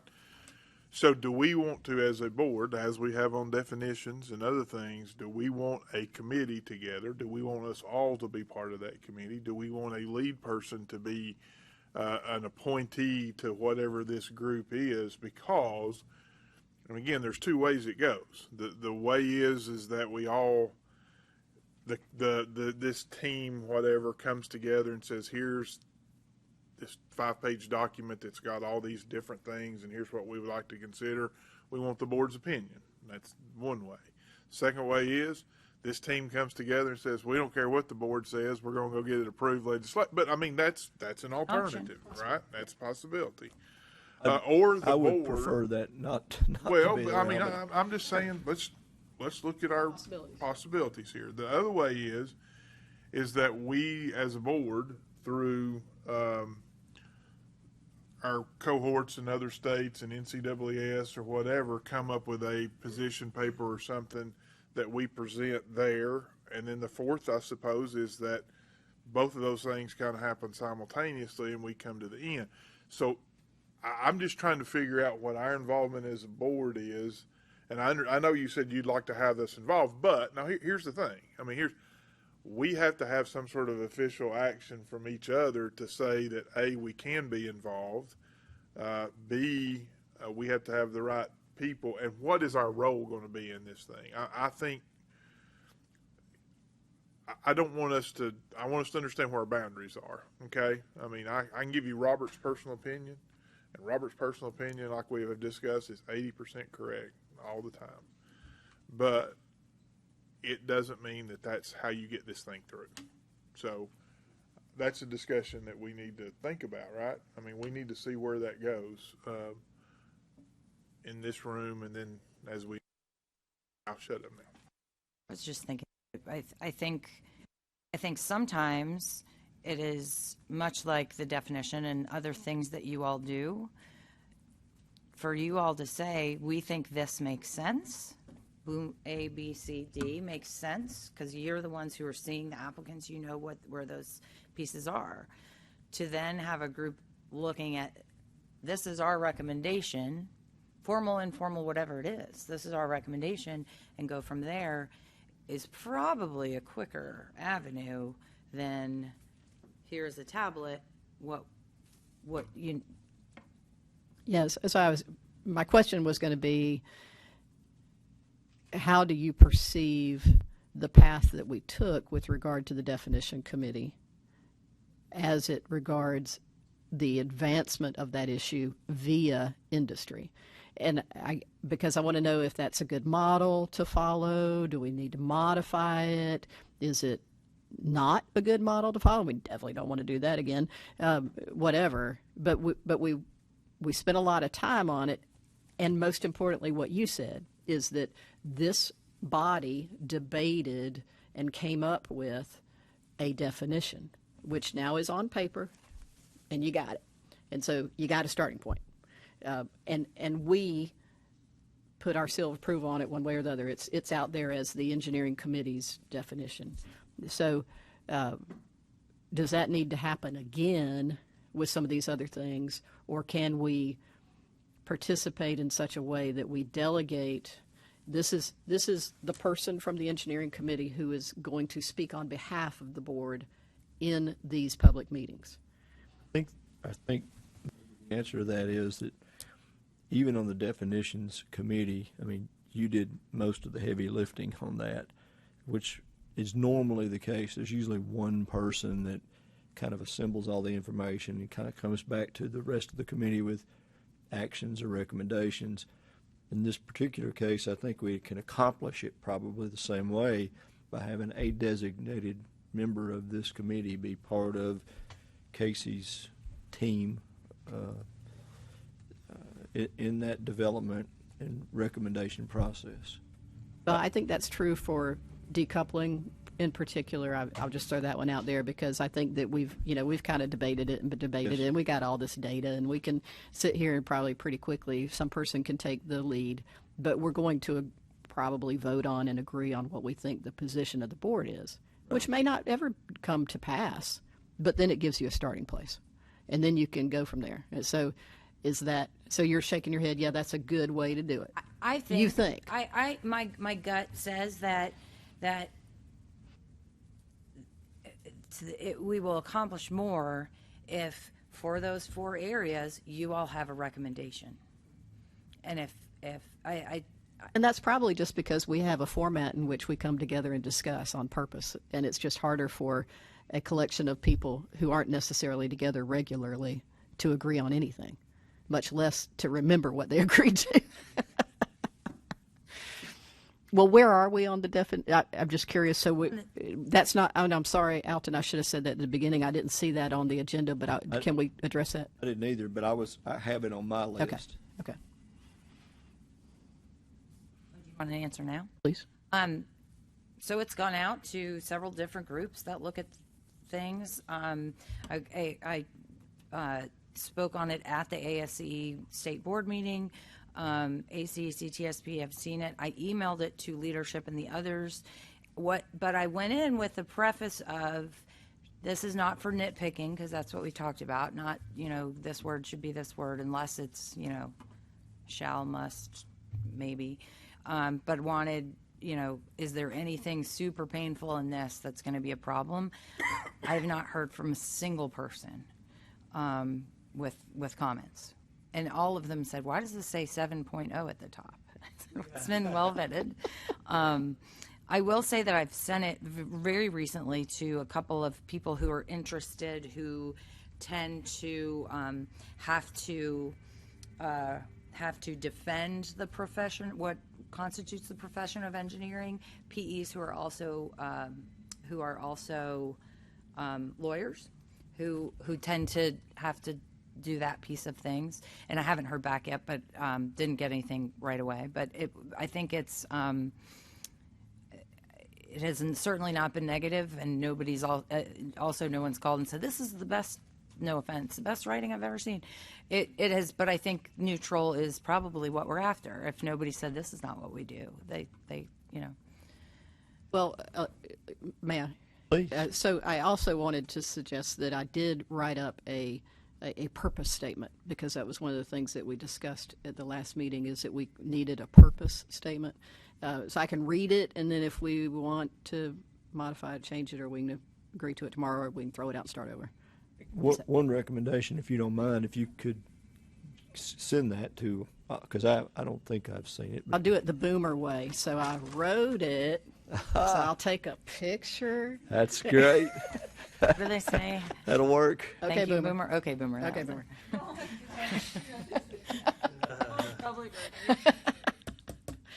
All right, well, this is what I wrote, so you guys can tell me if you want to make some change. This is just right off the top of my head. The purpose for the writing of a definition of the practice of engineering, number one, to protect against the unlicensed practice by non-licensed engineers who may put the health, safety, and welfare of the public at risk. And then it goes on to describe, Tennessee is in the minority of states in the U.S. which do not currently define the practice of engineering. Engineering overlaps with the practice of other professional services such as geology and land surveying, which are defined by TCA, and thus the engineering community wishes to align accordingly. Similarly, the architectural community wishes to define their practice, which further underpins the need for engineering to be defined as a parallel professional service. And finally, given the fact that technology and its impact on society at large is changing so quickly, that there is a recognition that the definition may require fluidity and an adjustment in the future. This definition reflects the most basic components of the practice of engineering as defined by the National Governing Organization, parenthesis NCWS, of engineer licensing boards, and represents a first version which can be modified as necessary. One other, I'm not sure are you accepting comments? Of course. Okay, good. You did mention architecture in there, but I think, doesn't surveying already have a That's what I said. definition? Oh, you did mention that? I didn't hear surveying. Okay. I was just going to say other professions that interact with engineering Yeah. instead of limited to architecture. but I didn't Geology hear- and surveying were my two examples. Okay, I didn't hear any of those others. I'm sorry. But I wasn't the only one. All right. Once Kathy sends that to us, I'm assuming we'll review it tonight. Y'all could do that, and then let's. I think there was a recognition that we need a purpose statement. Is that not true? I think we talked about it. Yes. Okay, so I think we should adopt one so that it can be used by Casey and others. I would think if we're going to try to introduce it to the legislature, we would definitively have to have no pun intended, have to have a purpose to it. I think we said we're going to get questions. Why is this coming up? Yeah. Yeah. All right. Any other questions? Yep. I'm sorry. I've got another couple of things. So we're back to this, the alternative things. Are we going to decide today? Are we going to decide at our next meeting? What are we going to do? Because, I mean, we need to, there's also the other model, which was the fire sprinkler model, which is, I think, kind of some experts from the industry and some people on the board and different people got together and kind of wrote that procedure up. So, I mean, I think we've got both of those as what we need to do. Frankly, if I look at this list, I think we can write something on decoupling that will be wonderfully fine. Okay. I don't know. I know what I think about technology degrees, and I'm pretty sure I know why we don't. But I don't know what, so maybe we could do, but when it comes to a lot of the academic type stuff, when we're comparing what you have in a master's versus what you have in a bachelor's versus what you have in a PhD, I don't have any clue on that. Okay. And so I would feel that for us to write something to put out there would be bad, because unless somebody else in here's got all that information, I would think it would be better for us to at least hear a presentation on that on some level to understand what those things involve. Both pros and cons. Yeah, before we tried to craft something. A decoupling, we can craft it. It's been done enough that we can. There are some examples on master's programs where they've got caveats in there. I go back to Louisiana, I think, has got something where they say, I'm paraphrasing, but if your undergrad is in a mathematics or science curricula, then your master's in an engineering kind of applies. But if it's in liberal arts, then it doesn't. I mean, that's a paraphrasing kind of thing. So I don't, we can come up with probably some examples, but some of this stuff is pretty over my head. What about you have brought us a lot of information. You personally have brought a lot of information about the Washington Accord and other things on the international comity or registration. Equivalency, thank you. If we That's are, because I heard a presentation on it, but somebody knew what the crap they were talking about. well, that puts you one leg ahead of the rest of us. Well, but I think that speaks to the issue that you need a point person. Yes. So you have advanced knowledge that the rest of us didn't have, and you were able to share it. And so if we identify a point person for each of the issues that can then start the process the same way we started the definition process, Right. Because I didn't start, by virtue of there being 7.0. So I didn't start with what we ended up with. I just started with, okay, I'll inventory everything I possibly can, and then we'll go from there. So, Casey. I would also suggest that was a perfect example of if y'all are not present and I have a bunch of interested parties in the international degree, the only person in the room who will have a clue what you all talk about is me, and I don't look at applicants. I just sit back here and listen to the word equivalency, which is zero knowledge. And so I think that's a perfect example, really, of y'all know what the issues are because they come before you. Nobody else does. Even public who watches this on TV, which surprisingly people do. Hello to the audience. 5 people have told me they watched your TV show this week. But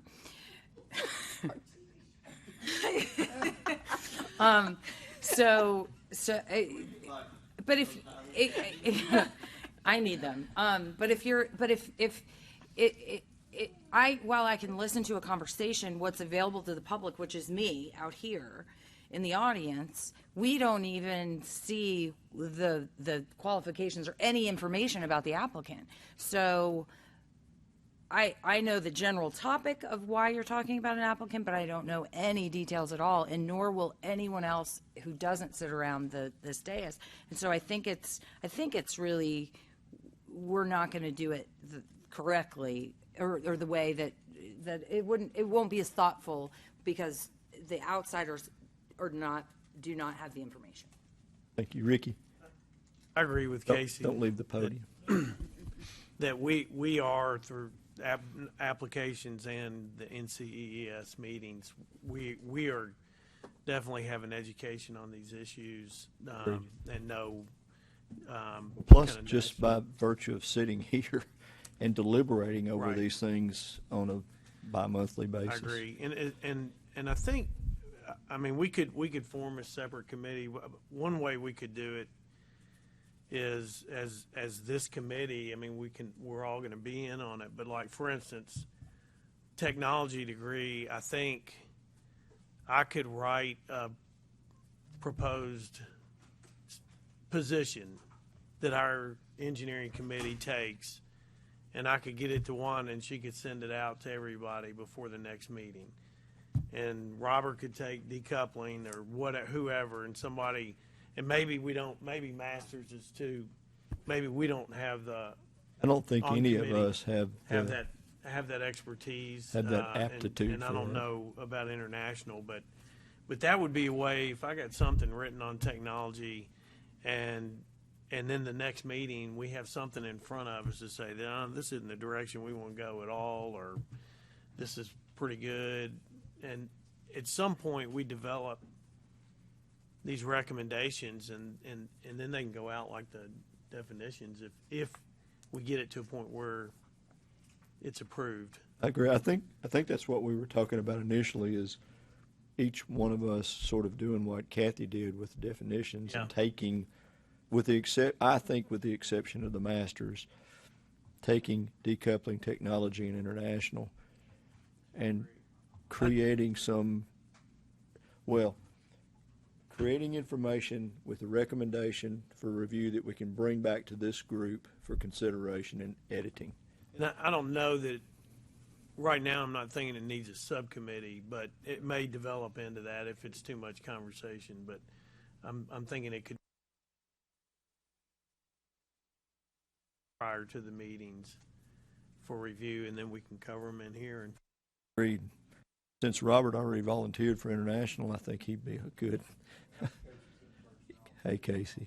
I would respectfully disagree with the master's piece, because I think you all are very clear on exactly what coursework, et cetera, you're missing, or that you would expect or you would hope to see in an applicant that the general public doesn't think about every day.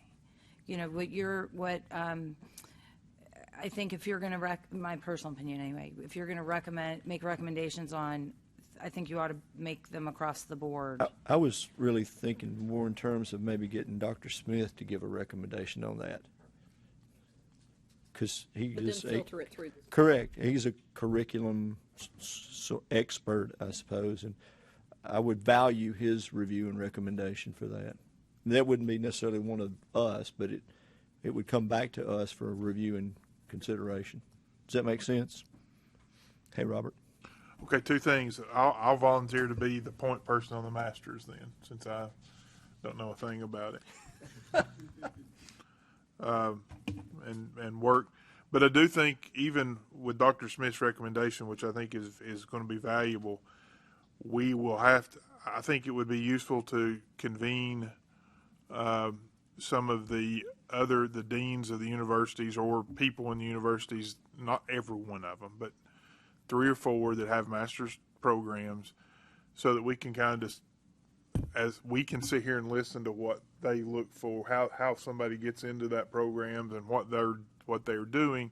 They'd to give have us an a little- understanding of depth and breadth. Yeah, also, I mean, it just gives us some information. and application to practice. Right. But I think if we could gather something together. So here's the question, though, that comes to my boss sitting over here in the corner. You didn't know that, did you? I knew that. Okay. I just want to make sure you knew that. I call you boss. When I'm inside this building, you're the boss. So what kind of resources are we going, and this is, I don't need an answer right now, but we do need to think about this. This potentially is going to take some administration resources to continue writing this. I mean, from an attorney, from staff perspective, from Assimilation travel, of information.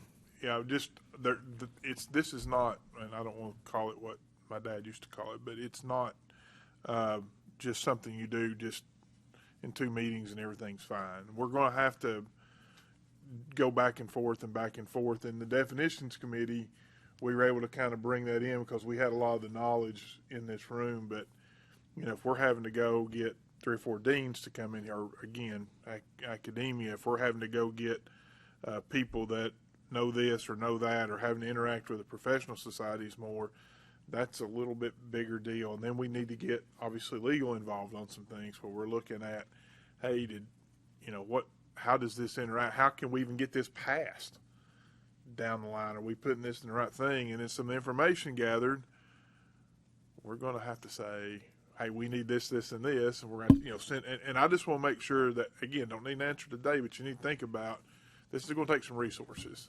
Do we have it? Do we have a commitment to that? And making sure that we've got all that together before we start going down this road, because if we don't have some of those resources, it will take us A, a lot longer, or B, we'll never get there. So I think part of the question I have is, are you wanting to tackle all 3, the engineering technology, the masters, and the international? Are you wanting And decoupling. yes, All and four. decoupling. All 4. Yeah. Are all? Would you want to do all of those things? I think we're going to have to. Okay. Yes. Well, you're right. It takes manpower. It takes so a lot of the information we get. We reach out to our contact at NCWS, and there is a lot of information that we can access. Some of it kind of has to be decoded, but certainly we can utilize our resources with these various agencies to try to, and organizations, try to get the information that's already there and then just compile it for you. As far as timeline, that might even be something I need to speak with Roxana about, who might even have a better gauge on that because she did this a little bit longer. And an assistant commissioner maybe talk a little bit about that and see what we realistically can dedicate to this. Well, and again, because this is going to be, it's like we do with any project. You look and see how many resources, and we may not know, and administration may say, well, this is something that we can't put any resources to. We're stretched too thin right now. I don't know what the answer is.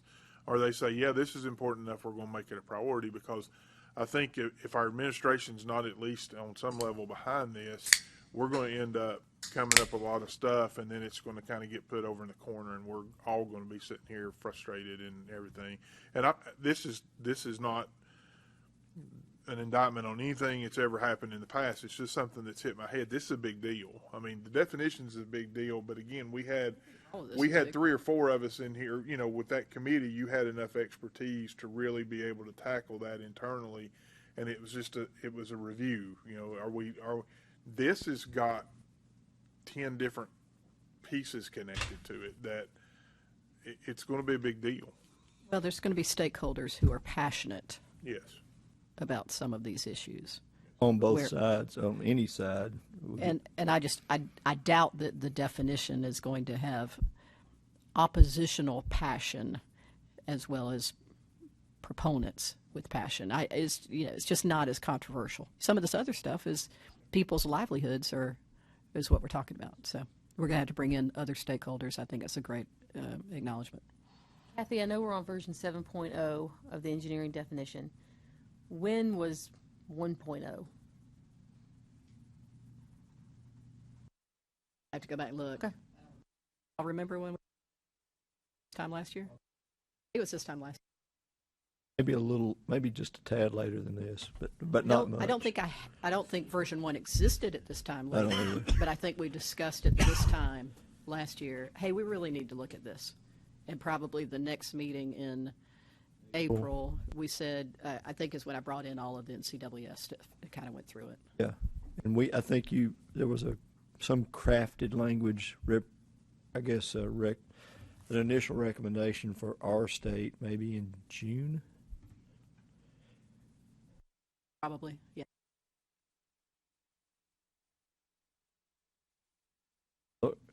relatively speaking, that was quick. Robert, I appreciate your concern about the staff's workload. You know, my granddaddy used to tell me, boy, don't worry about the mule, just load the wagon. But then when the mule dies in the middle of the field, It's a then you're bad, the one it's that a, has to you, carry the yeah, wagon, yeah, you then know? you're hauling the wagon up and down the hill. So I'm glad I appreciate I your had to be the one thoughtfulness carrying on the that. wagon. Love the analogy. We'll just switch the analogy at any time, guys. Different analogy, I wasn't the one anytime. using- I wasn't the one started. I just didn't think. So, Mr. Chair, can we identify people who are point on these topics? Well, we've got, I think, up to this point, we've got 3, because I hope Ricky recognizes that he volunteered for technology. I'll take. And I would recommend that we consult with Dr. Smith, at least on the component for the master's program. I think there has to be a point person on our, I agree. I mean, and that's Robert. Is that right? Yeah. Well, you've got one. You want to take that one too, big boy? You got Master's the only one I had. What's the other one? no. I thought you International. had international. Yeah. You volunteered me for that. I'm not going to volunteer for that. So Robert's already on international. I just did the Washington Accord. That had, I mean, that's, You went to a conference. yeah. Like I understand, I mean, you know.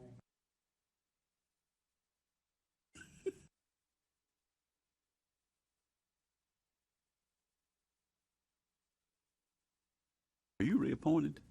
Not yet. I don't reckon. I don't know. I have no idea.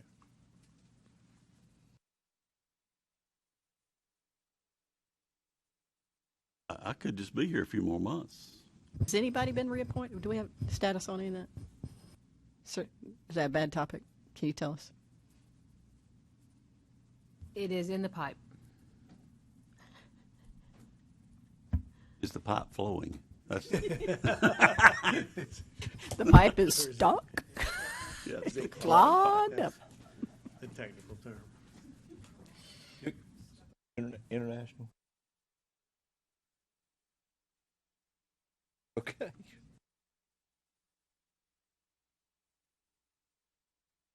Only leaves decoupling.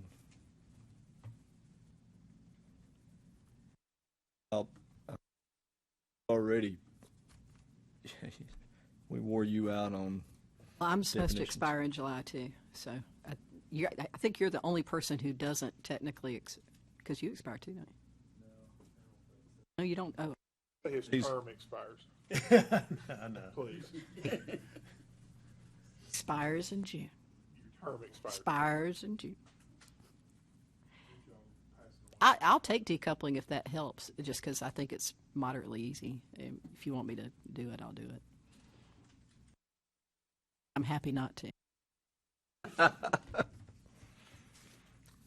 feel bad about doing that. You after should. all the You should work feel that awful. I do. You should just go home and cry with sobs of guilt. Probably won't do that, but I tell you what, for the time being, I'll do decoupling in recognition of the contribution that you made on definitions, but would appreciate help from you on that as well. Okay, just to review, Robert's on international and no, I'm sorry. He's Robert, and with aid from Dr. Smith on masters. Steve's a point person on international.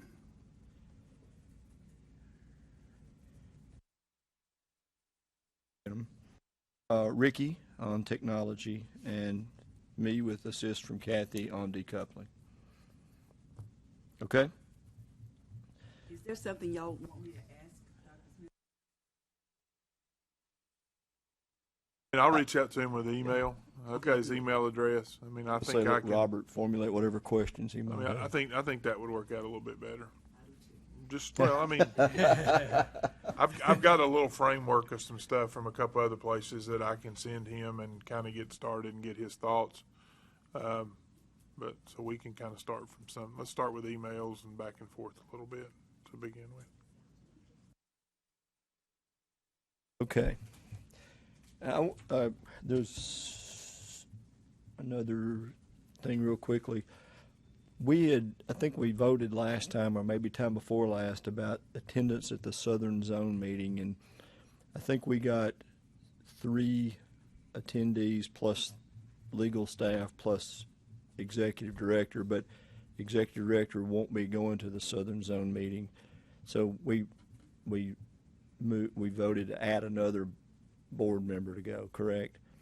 So I don't remember who we assigned, or I don't think I remember who we assigned to that. So we'd have 4 board members and legal staff going to Southern Zone. During Southern Zone? I have a wedding to attend. Okay. And it's very close. Does anybody else have any conflicts? Yeah, I can't go. You can't go. What day was it again? May 22nd. April 23rd through the 25th. I already got my invitation from Southern Zone. I did They've already too. asked. 3rd through the 25th, I think. I didn't have down that I could go because I had, again, with my term, I thought, expiring, I wasn't sure. So I had another appointment on the 24th that I probably need to.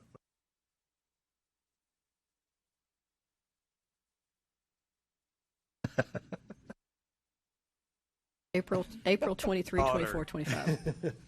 I'd get in trouble. 23rd through the 25th. So, Kathy, I am going. it's. It's on my calendar. I think it's Is just that me. it? And, I Just think me? it's just me and you. Oh, you're going to go. Yeah, Oh, we'll have fun.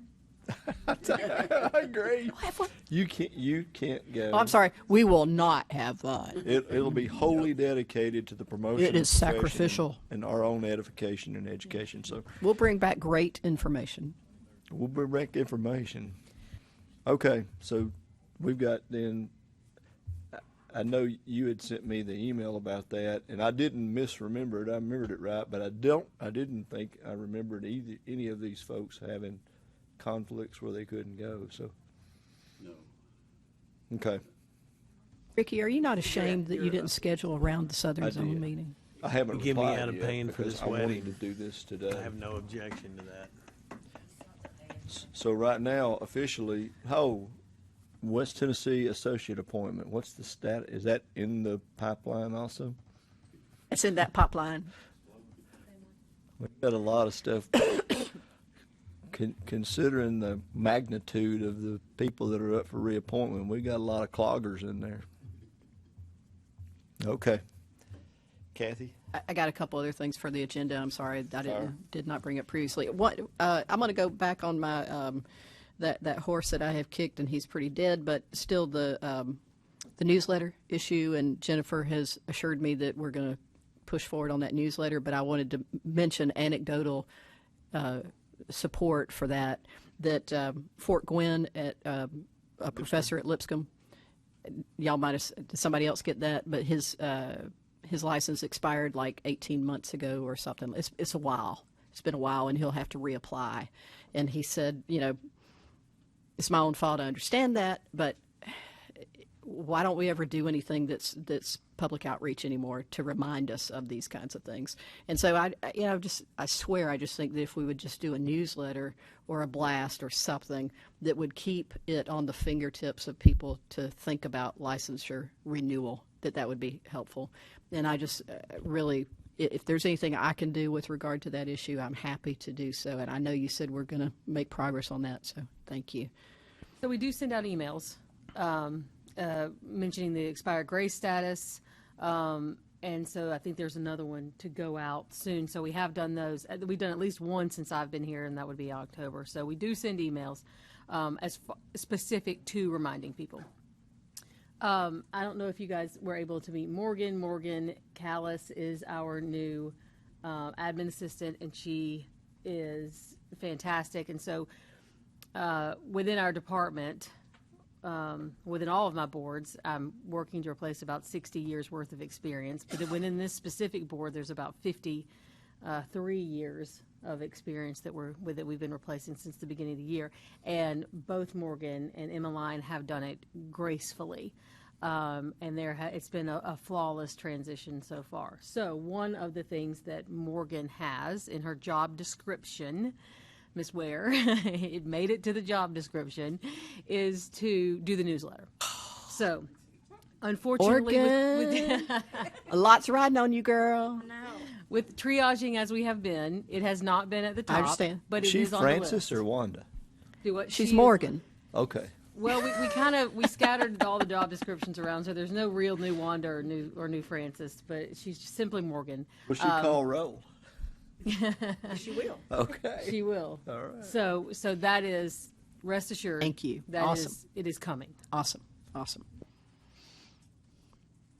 Thank you. Kathy, you had And the other thing I was just going to say is I just wanted to share with y'all that in October when we did the retreat, and we've all talked about how when the deans and the representatives come and visit with us, that it's mutually beneficial. We get a lot out of it.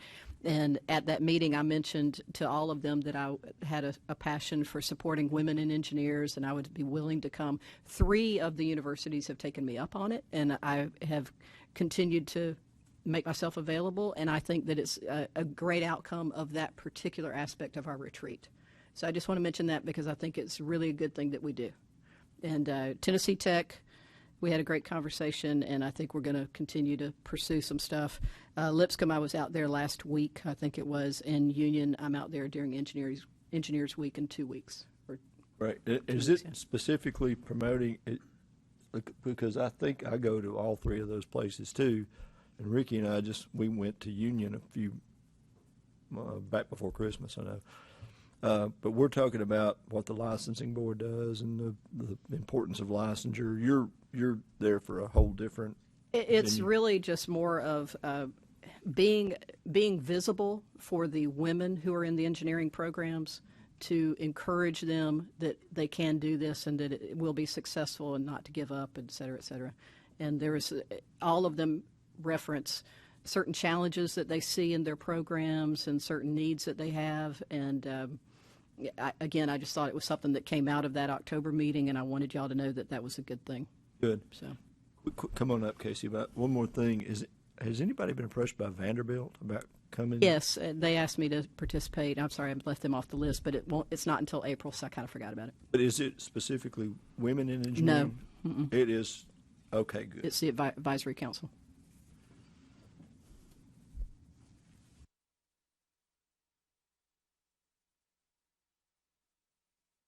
All right, go ahead. I was just going to let you know that the ARPL, which I should remember what that stands for, has a really great video on what licensing boards do.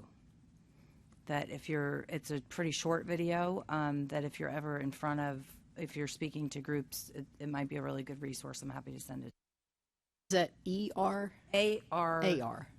PL. AR. Association of Something professional licensure. Okay. So you're saying we should watch that to see how a real board's supposed to operate? It's a really great video that was produced to show legislators and other interested parties why what you all do is really important, but it also is probably a great educational tool because it's a video of people speaking it's well done. It's well produced, professionally produced. That might be a good thing to share if you're talking to groups about what you do.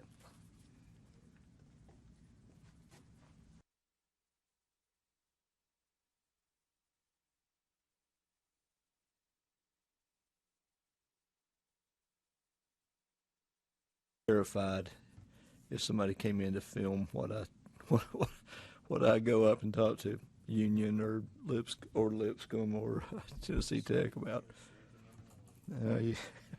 Number 1 on the most wanted list. Okay, Kathy, was there something else that you had? Okay, any other business to come before this board or this committee? I'm sorry. Okay. If there is no further business, then I would entertain a motion to adjourn. So moved and seconded. That takes precedence over all other motions, therefore we are adjourned. And thank you, everybody. This was a good meeting. Casey, thank you for all your input today. And Morgan, welcome.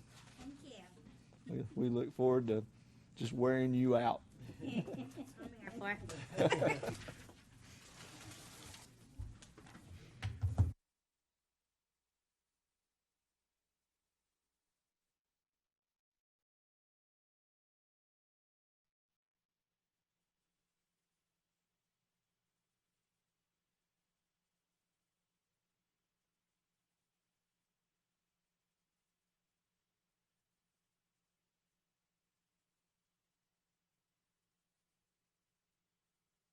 All right, you guys want to get started? Mr. Campbell, I think you're going to, I got to notice this in on it. yes. Right. So notice of the Law and Rule Committee.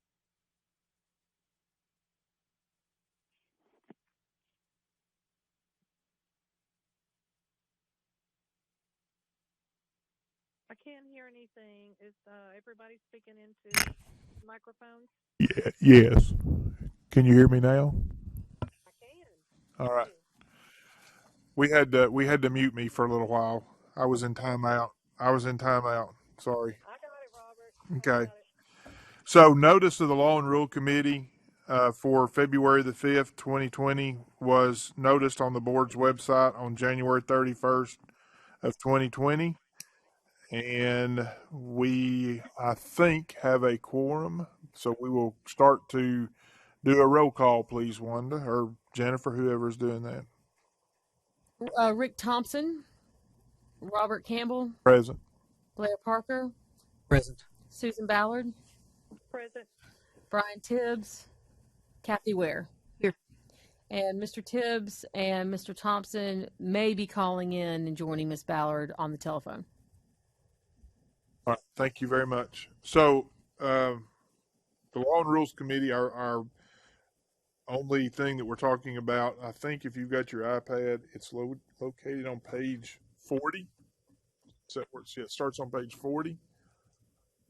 So if everybody will go to that. Are you on combined committee or combined board meeting? I'm on combined committee. I think Okay. it's the only one we're discussing. Is that correct? It's on combined committee. But it may be on the other as well. I'm sorry.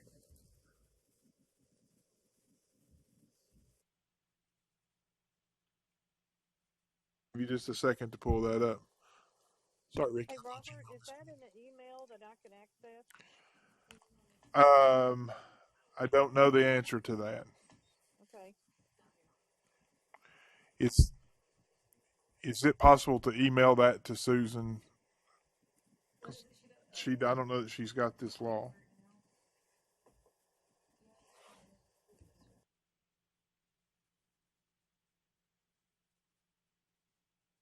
Susan, we're working on it. Okay.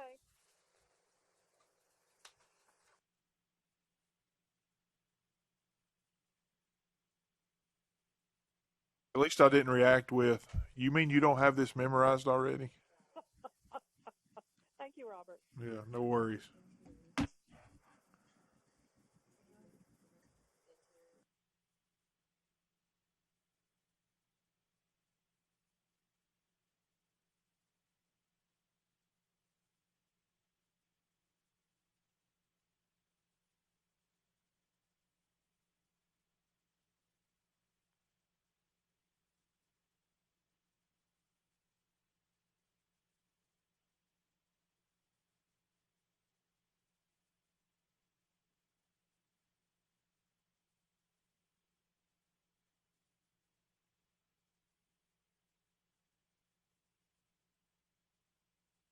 Right. Susan, has it popped up on your email yet? Not yet. If they're sending it to Susan at SK Ballard Contract Interiors, I do not have it.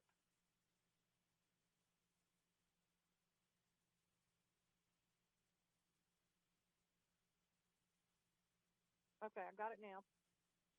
All right. And I'm going to page 40. Yes, ma'am. Well, I think she sent me just that section of the document. yeah, so it should just be in your email. It's on our iPads at page 40. All right. Yeah, I got it. Great. Thank you. All right.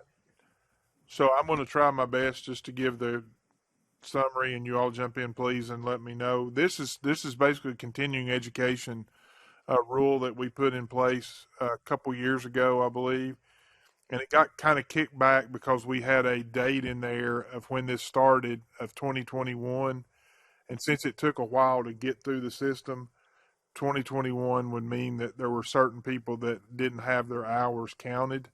So now the rule has been updated to 2023 is when that starts. And if you remember, it did two things. One, it got rid of carryover hours. And this, I'm talking in generic terms. Each discipline is addressed, and you can look at the detail. The second thing it did was it allowed for a calendar year or a renewal time frame, and we thought that was important for people that had multiple licenses, especially I believe in the architectural. They've got a calendar year renewal so that they could, at one time they would know when all their continuing education was due, rather than one being due in January, one being in March, one being in June, whatever. So that's what basically this rule does. Is that kind of close? Okay. If y'all want to say anything, go ahead. Yes, so that is a great explanation of kind of where we are since our last meeting. Part of the reason that we're revisiting this in such depth is because when we tried to file for rulemaking hearing, there was a lot of feedback from the different licensees within the state. And so we just kind of wanted to get our bearings to see what particular issues people had with the drafted language. So the AI, we've been talking to Ashley from the Architects State Association, and then we also ran it by Casey, who you all heard from earlier. But one of the things that we're really working with is under the architecture requirements, and that is there's question. There's question as to how many states around us in our region and sister states specifically require or allow, I should say, carryover. And that was kind of a big thing because our whole push and reason for doing this is to make reciprocity easier for licensees. Then we need to make sure that we can back that up with numbers. And so I have been in touch with NCARB, who they've also been really great. And they provided a resource to where we could just pull our sister states in the region and ask this question. And that's kind of the informal process of it all. But Jennifer and I will be in DC next week for I-Corps orientation. And at that time, NCARB let us know that they would have actual numbers and that they would review the laws and rules to see what carryover for other states, what that looks like. So, with that said, there are some other questions. There are other kind of concerns that Ashley brought up that I'll be happy to tell you guys. But I'm getting kind of long-winded, so I'll pause for any questions. Thank you, Blair. And I understand that NCARB, there's a push for NCARB throughout NCARB for all of the states to eliminate carryover. So I think that's where Rick and Frank and the Tennessee landscape or architects are with that. I don't think it's that much with landscape architecture per se, and I'm not sure about engineering. But I think that if Rick were here to speak to this, he would say there's a push, and they would like to get in line with what's happening nationally. So this all makes good sense to me. With regard to the changes that are in here, of course, we haven't gone through all of them. Are there any additional modifications in here besides changing the date? So right now it's just the date. There is one issue I kind of wanted to bring up that we had some feedback from licensees in our state, and there's confusion just reading the rule. So if you look under, just as an example, the architect provision, it's going to be one. That should be at the bottom of page 1 of the PDF. The alternative language that allows for the calendar year. So the issue with that, from my understanding of it, so at this point, that is for individuals who are registered with NCARB, and that's how they do it, is per calendar year. But because our licensees, you could be in November or December or any month, that's kind of the question. Because the rule language as it stands right now wouldn't allow a licensee just to start over and say, okay, now your renewal date is January 1. So if that's something that we're trying to look at, then I think that'd be like more of an administrative issue. because this question came up that if we're going to do per calendar year and say your license is up in November 2020, and say this rule is enacted. So if you're going to go the calendar year route, would we use 2018 and 2019?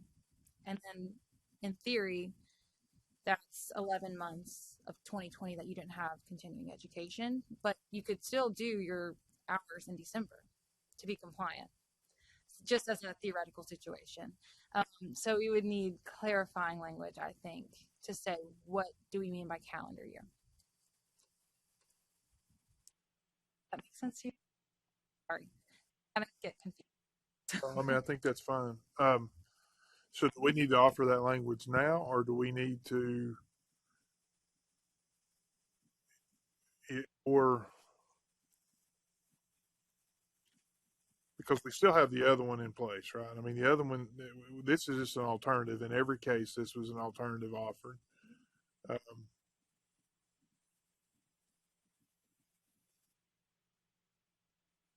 It goes away after the first cycle through.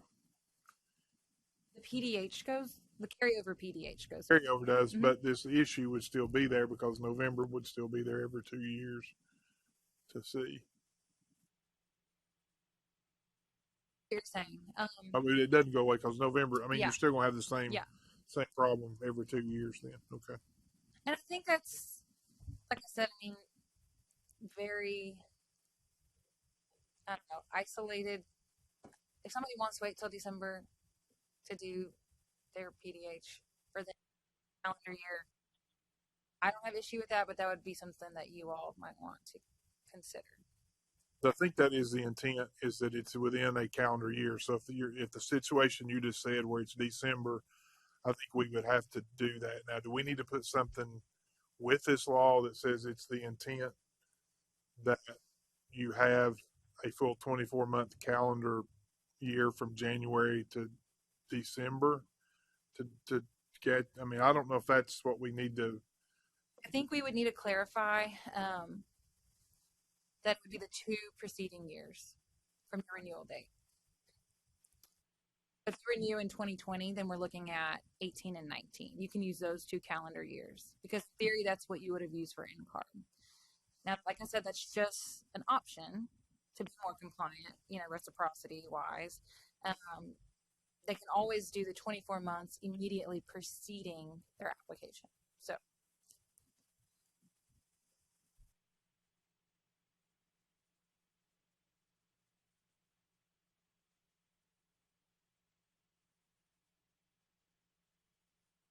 Did I get cut off? We hear you. Okay.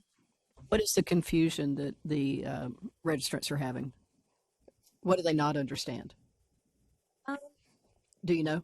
They explained it to me. I don't know if I'm going to do a good job of communicating, but okay. Let's let them speak for themselves. I can speak to that a little bit. I think it's I think B and E in the proposed rules, and the question. Let me stop you for you. Need your name and record, name and stuff for the record. Sure. Sorry. Linda Marziallo, and I'm here as a representative of AIA Tennessee. Thank you. Yes. So I think one of the questions or the points of confusion, the difference between B and E, and if you are a licensee who, for instance, I'll use myself. My license, I think, goes from July to 2 years out, July. And if I wanted to change that to an annual December, January, how would I get from July to the end of December? What do I need to do during that period? So my license expires in July, and then I want to change to an annual renewal. What do I have to do between July and the beginning of the following year? That's really the confusion. Thank you. Let me do something that's dangerous and tap into my memory here for just a minute and go back to the discussion that we had at the time that we talked about this.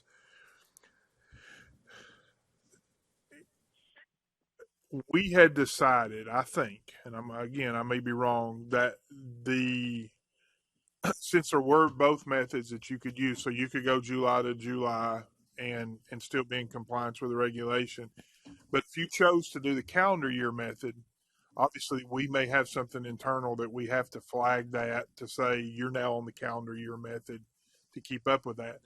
But the loss of PDHs that you may incur, so now you've only got 18 months to get your calendar to calendar thing, was just the price you're going to have to pay to make sure that all your licenses lined up with that calendar year renewal. Again, I'm going by because it seemed to be that the benefit to keep this on a calendar to calendar year for people registered in multiple states was much greater than the inconvenience for that first time, a July to July 18-month period would be. Now, that's part of the discussion we had. And again, I'm not an architect, so this doesn't apply as much to me as it does to you all. But we will have to do something administratively, because now you're going to have to turn in PDHs, and it's going to have to say, I'm now a calendar to calendar person instead of a July to July person, right? Right. Yeah, I understand what you're saying. And I think the way it's proposed, and we'll just use that July example. Right.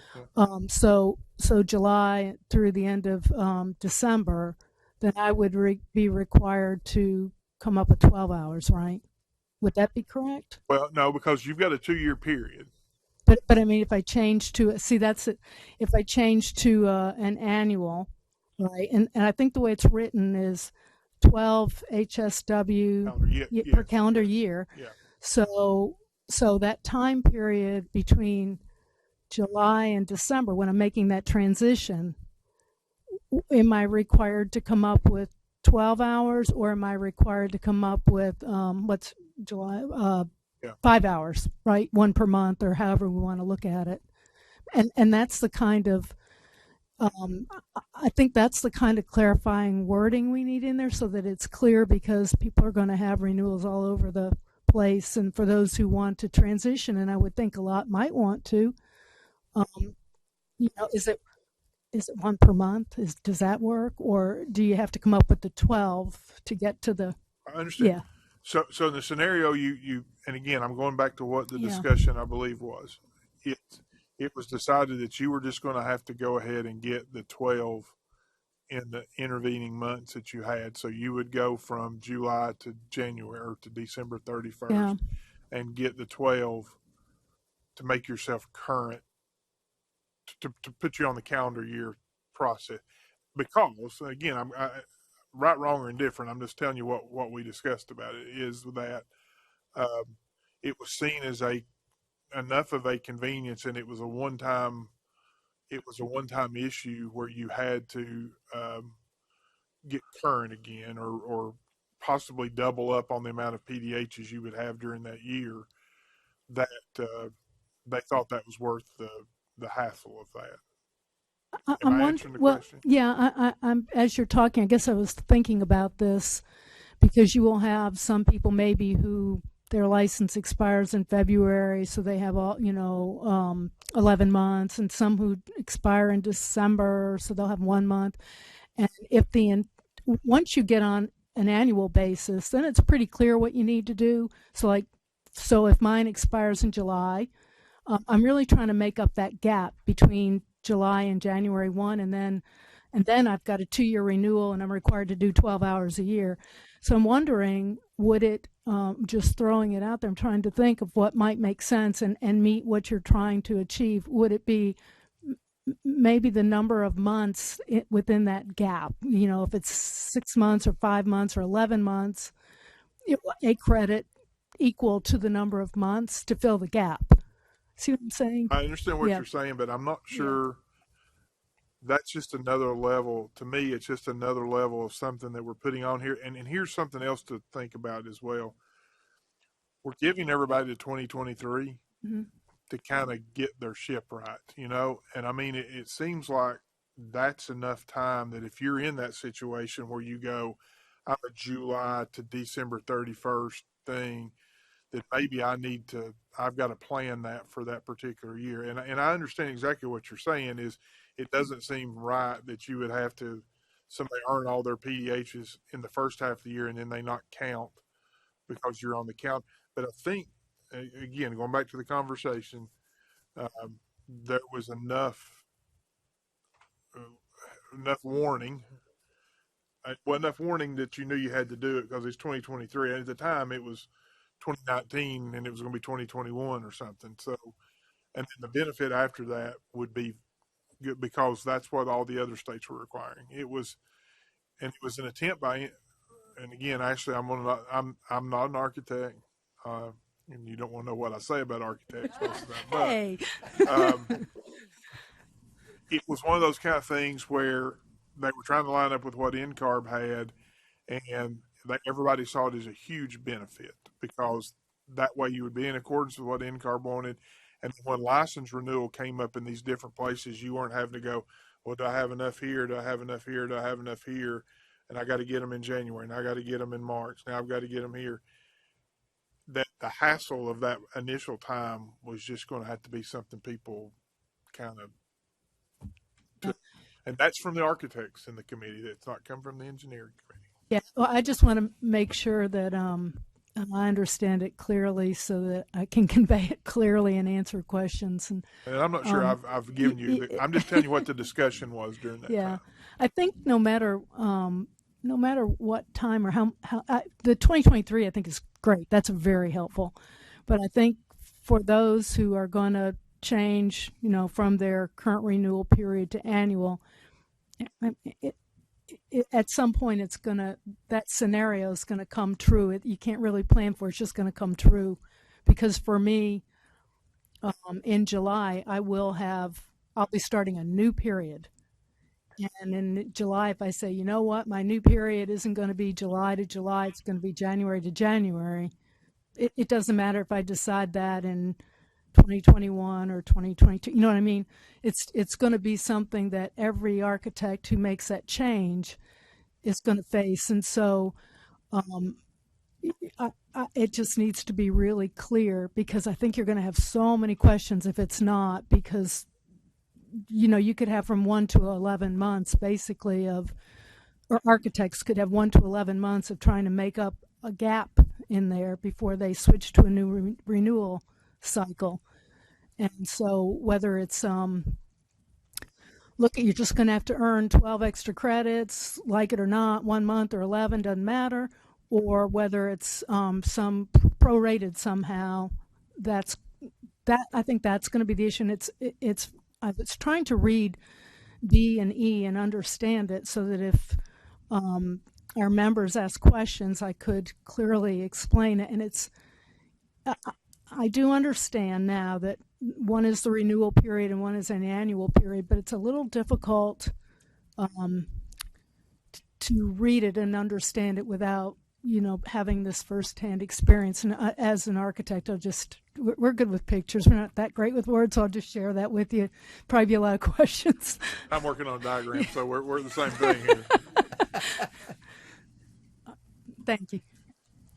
Thank you. Also, I just want to make sure that that everyone is on the same page, that your renewal time will not change.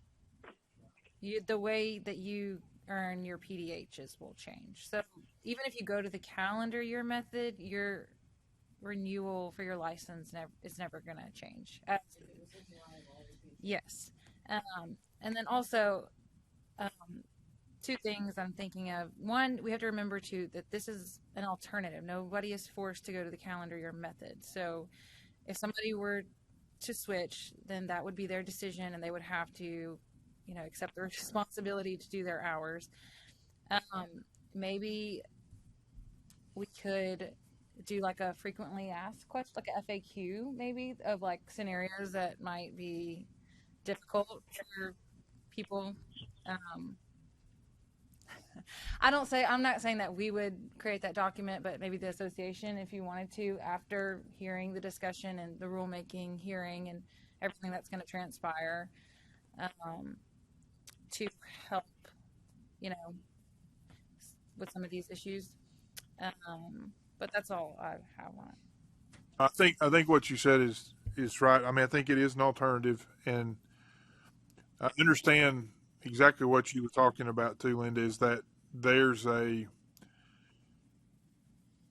you've earned your hours, you're in compliance for that July to July time frame, but now I want to go change to a calendar year. So I think the answer is, and again, I'm going back to the discussion from the other architects that were, I believe, in the meeting, was just something that was either going to have to be planned, and you will have to maybe double up from July to December in order to be in compliance for that calendar year cycle. But it depends on too, when you earn them in that July to July time frame, you should still be When you earn them, right? right. So you may still be in compliance and have all 12 of them in that time frame anyway. Yeah, so I have a question. So we'll use the July to July again.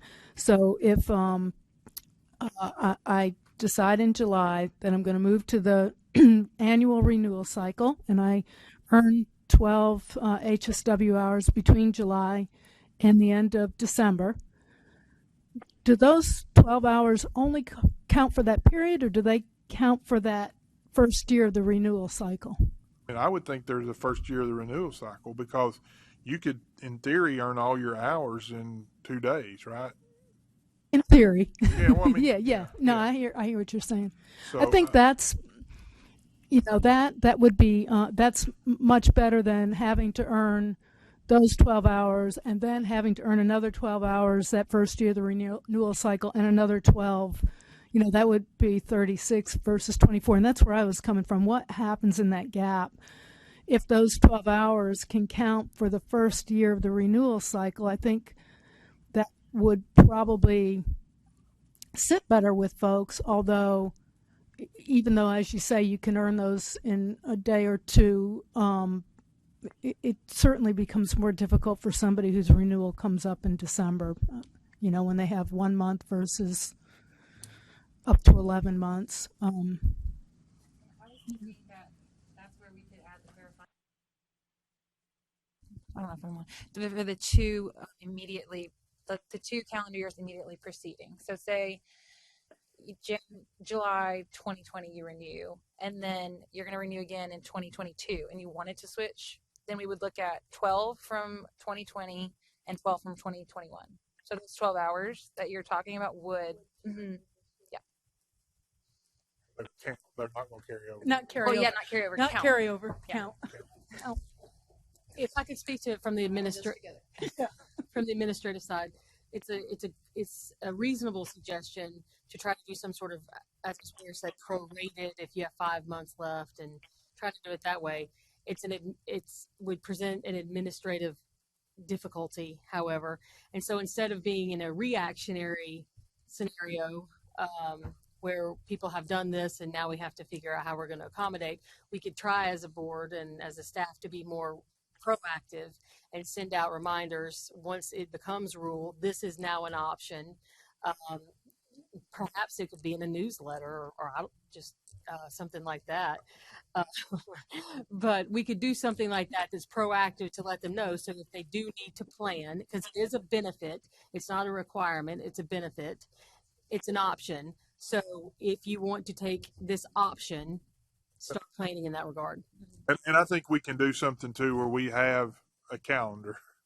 That's an example. And we say you've got 2 hours here, 3 hours here, for whatever, dispersed through the year, and do that over a 2-year period, and say, here's 2 or 3 different cases.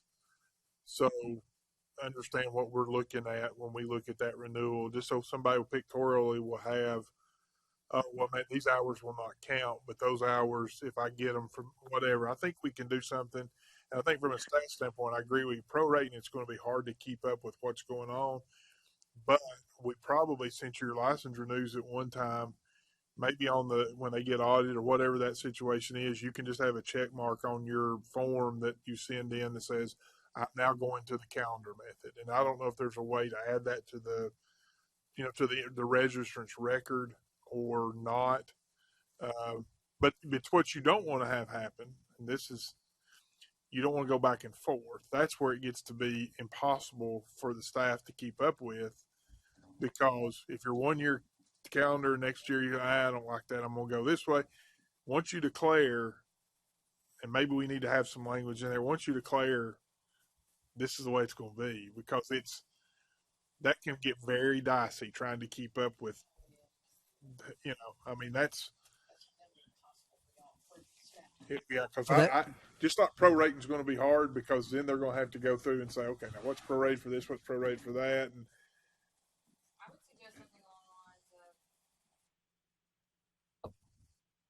Okay. I would suggest something along the lines of, for this renewal, I earned my PDHs on the calendar cycle, or I did it 24 months preceding.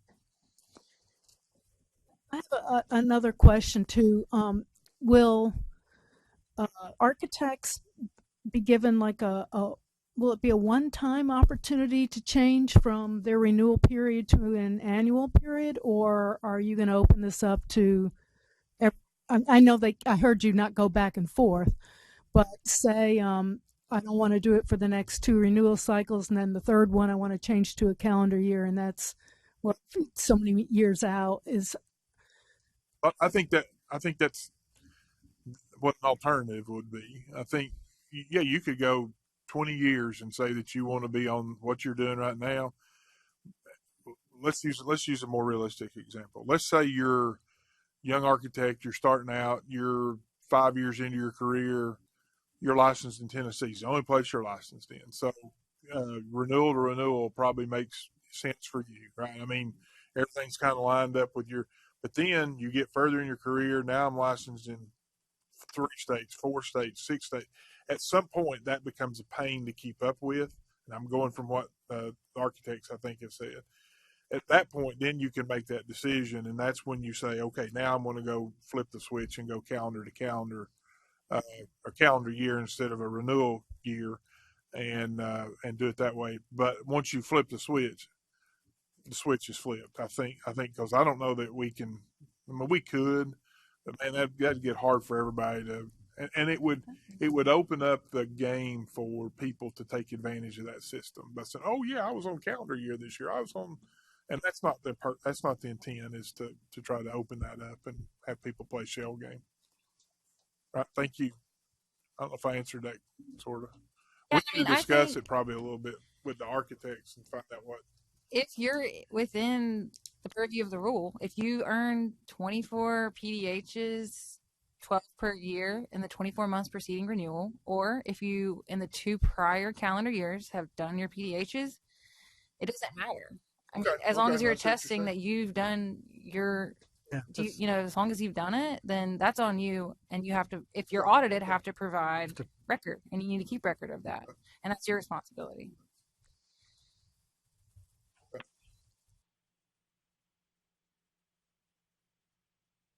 What else are we good? I think that's, that's kind of where it stands right now. Before I have like official language that I'd like to set for rulemaking hearing, I want to talk to NCARB, which will be done next week. So for the next meeting, I anticipate having language that can be set for rulemaking hearing if, everybody's on board. And for the record, I just checked with CLARB to see if CLARB was on January 1st to December 31st, and they are not.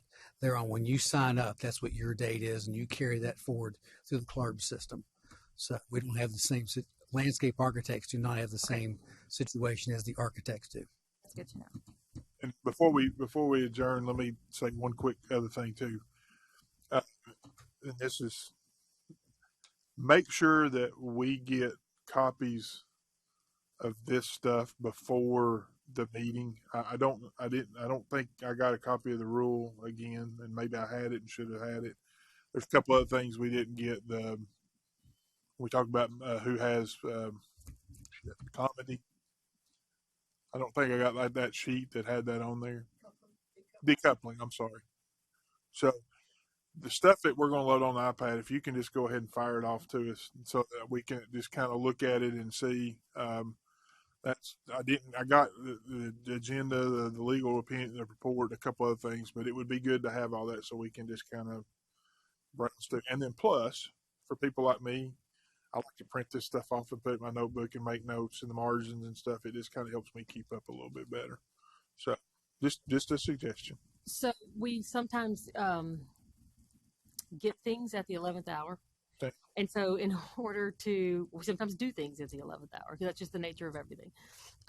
In order to not bombard you with emails, because I know that that is an issue with getting too many emails, just know that you may get paper copies when you come in of some things. That what we send you, we'll do our best to send you everything that we can in a timely manner so that you can prepare, but there may be some things that we have to provide you a paper copy with. And I certainly understand that, as long as that's the exception, because that I mean, like this, we may be, I'm having to do some of this kind of off of memory a little bit, because I don't remember looking at this rule for a while. If we'd had it, it might have given us a little bit more opportunity to kind of go back. And the same thing, I go back again to the whatever, I just can't remember the thing. In fact, I mean, it's just good to have the information and know what we're talking about. So any item that's going to be on the agenda, let's just make sure we've got something that backs up that item as much as we can. And understand you're going to get stuff at the 11th hour, and that happens. And certainly appreciate that. But if it's something we know that we're going to get, and we've got even 24 hours before we get here is good enough to at least let us look at it some. Is that a fair comment? Fair. One more question for me is the date. We've set the date at 2023, which seems very reasonable to me. I'm amazed by how slow the process can become. So what I'm wondering is there a way to write this, to prepare this to where that date, I won't say is floating, but that date, can we set it for, I don't know, but I'm looking for a way to handle this as opposed to an absolute date, so we don't get caught in the same situation that we did this time. And again, I think that 2023 makes good sense. We've definitely considered that, and that's some feedback we've received as well. And I hear you. 2023 is the language we're going to go with right now, just because we're hoping that we'll be done by the end of the year. And I'll tell you why. So with the floating language, or sometimes people suggest like triggering language, that in the event X happens, then Y will no longer stand. The AG's office really doesn't, we have to send our rules to them for constitutionality review before, and that's language they really don't like to include. And so that's something that's going to get sent back, because then you have one part of the rule and then another part is just moot. So I hear you, and I share that concern, but all I can do is try to just get it going as best as possible. That makes sense. So 2023 is the chosen date. Just thinking this through now, we're going to wait till the next meeting for our group to discuss this again. Then we're going to have right. And how long does that take to get that in the hopper? Just that, I think it's a 45-day notice. So then it'll probably be the next meeting would be in March, and then May. So then you have like 6 months to get it pushed through, which I think is feasible. Okay. Won't know this better than I do. I just hate for us to get. Meetings in April. Okay, gotcha. But I mean, we would still by that time. So it'd be by the June meeting that we could have a June meeting week. We need to be buttoned up and get it done next time. Exactly. And I also will add this, that and I consider, what about 2024? But then you have another year that gets an advantage against another year, and that's not fair. And that's the whole reason I got kicked back. And so hopefully. Well, I would think if we could have the rulemaking hearing in June and take 6 months to promulgate the thing, then we're talking about what, December meeting, and it puts us at 2021 the year. So I mean, that gives us 2 years. But yeah, that's right. So I mean, we should be able to do that. And part of my concern is going to lead back to landscape architecture, because there's some language that I believe is missing in the LA, in the landscape architectural side, that would give the landscape architecture committee and our board more flexibility in dealing with unusual circumstances that currently the architects, interior designers, and engineers already have that flexibility. We don't have that flexibility built in. Are you referring to like a disability or extenuating circumstances type thing, or at the like that individual wouldn't be able to get there? Landscape architecture language is so tight that if somebody comes in with a extenuating circumstance, and these happen all the time to all of us, if they come in with an extenuating circumstance, we as the committee and board have no flexibility. If it doesn't meet the rule, you're kicked out. Yeah. So one thing about this, I think there's language in here. I'm trying to find it, but it's a blanket for all.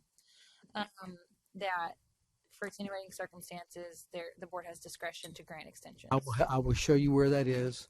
And it's And no. Okay, I thought you All did. we would have to do in a couple of places is add landscape architecture. Okay. Because it That's says great. engineers and Okay. architects, I believe. Okay. But it's Gotcha. part of the discussion. I think it would be something that would be very easy to do. Yes. And I cannot imagine anybody objecting to that because it would give us, as a board, more flexibility. Absolutely. That's great to know. Thank you. Yes, ma'am. One more question, just so that I have clarity so I can answer questions. The structured educational activities, HSW, that I just want to confirm that that wouldn't rule out something that one of our members could do online and take a test, read a magazine article, take a test. Does that count as a structured educational activity for HSW, or does it have to be attend a conference or have somebody stand in front of you and give a course?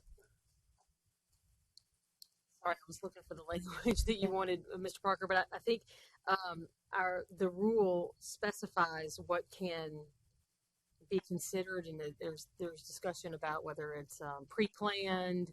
There's a whole there are subsections that tell you how to know if it's going to be considered a PDH.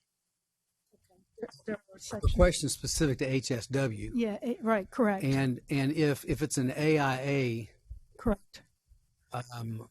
or whatever organization and they designate it as an HSW continuing education, I would assume that you would be fine. Yeah, okay. Just want to make sure that's true, especially if somebody has to get 12 hours in a month. That's The language says that the board deems appropriate. So, I mean, I would assume, right? If that's in G, is that what I'm looking at? The board deems appropriate. Yep. Health, safety, and welfare of subject or technical and professional that the board deems appropriate. And above that, in F, it says structured yeah. activity is 75%, blah, blah, blah. That's right.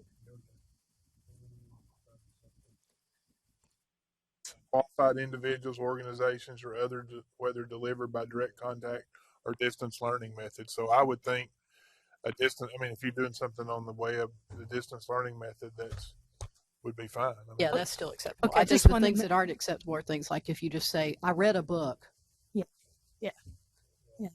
Yeah, I wanted to make sure that the distance learning didn't just mean a live webinar of any sort, because there are a lot of opportunities for us to read articles, take exams. Yeah, Yeah. that's all still Okay, good. great. Thank you. Yeah, thank you. Thank you for being here today. On page 7, that's going to be 0120-05.08. That's 1E in the blue underline. That's where the language a registrant, and that kind of gets into like the board's discretion to grant extensions for continuing education. 1E. And that's on page 7.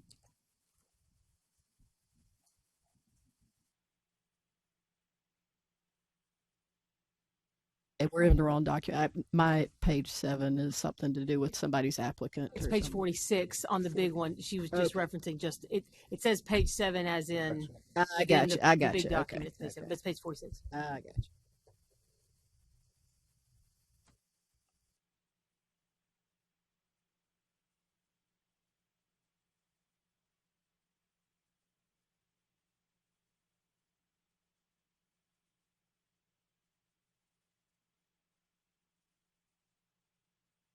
Take care of you.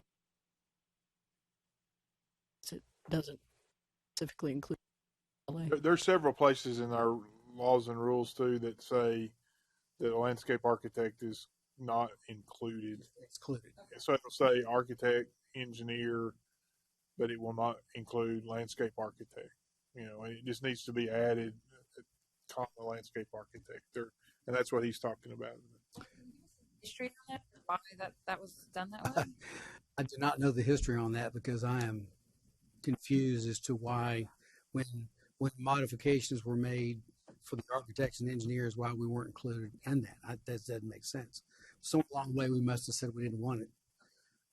I don't know that, but I will tell you that since I've been on the board, and I'm in my 4th year, we have had at least 6 or 7 cases that we basically had to say, sorry, you don't meet, you need to go back and find some other way to make this happen. I certainly want to find those and amend them, but I would say that this language would probably trump that, just because it says registrant, and would give you the discretion to grant an extension or an exemption. If that's the case, we could go back to these applicants. Oh, sorry, this is new language, so this isn't this hasn't started yet. Okay. 'Cause it says I will the word find- registrant. Yes. It just says registrant. So a landscape architect, and I'm actually asking the question, would a landscape architect be considered a registrant?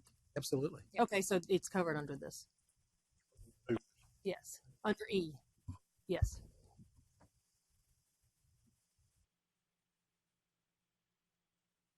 But I'm happy to look at that in further detail. Oh, well, I would like to discuss Yeah. this with you and just give you a couple of examples Absolutely. of individuals and what their scenario Yeah. was. And we as a board There's had to no turn them away. authority, yeah. Well, matter of fact, there are 2 that continue to be in touch with me saying any progress on the laws. Was that? But that was on. Was that on continuing education or on something else? It was on something else. Okay. It was education. Yeah. Yeah. Okay, so this is for continuing education. Right. Right. Right. So we'll have to open that up at a separate rulemaking hearing because this one, pretty well, the die is cast on it. Okay. Okay. Okay. But I would like to pursue this, and I will get with you and share those with you. Okay.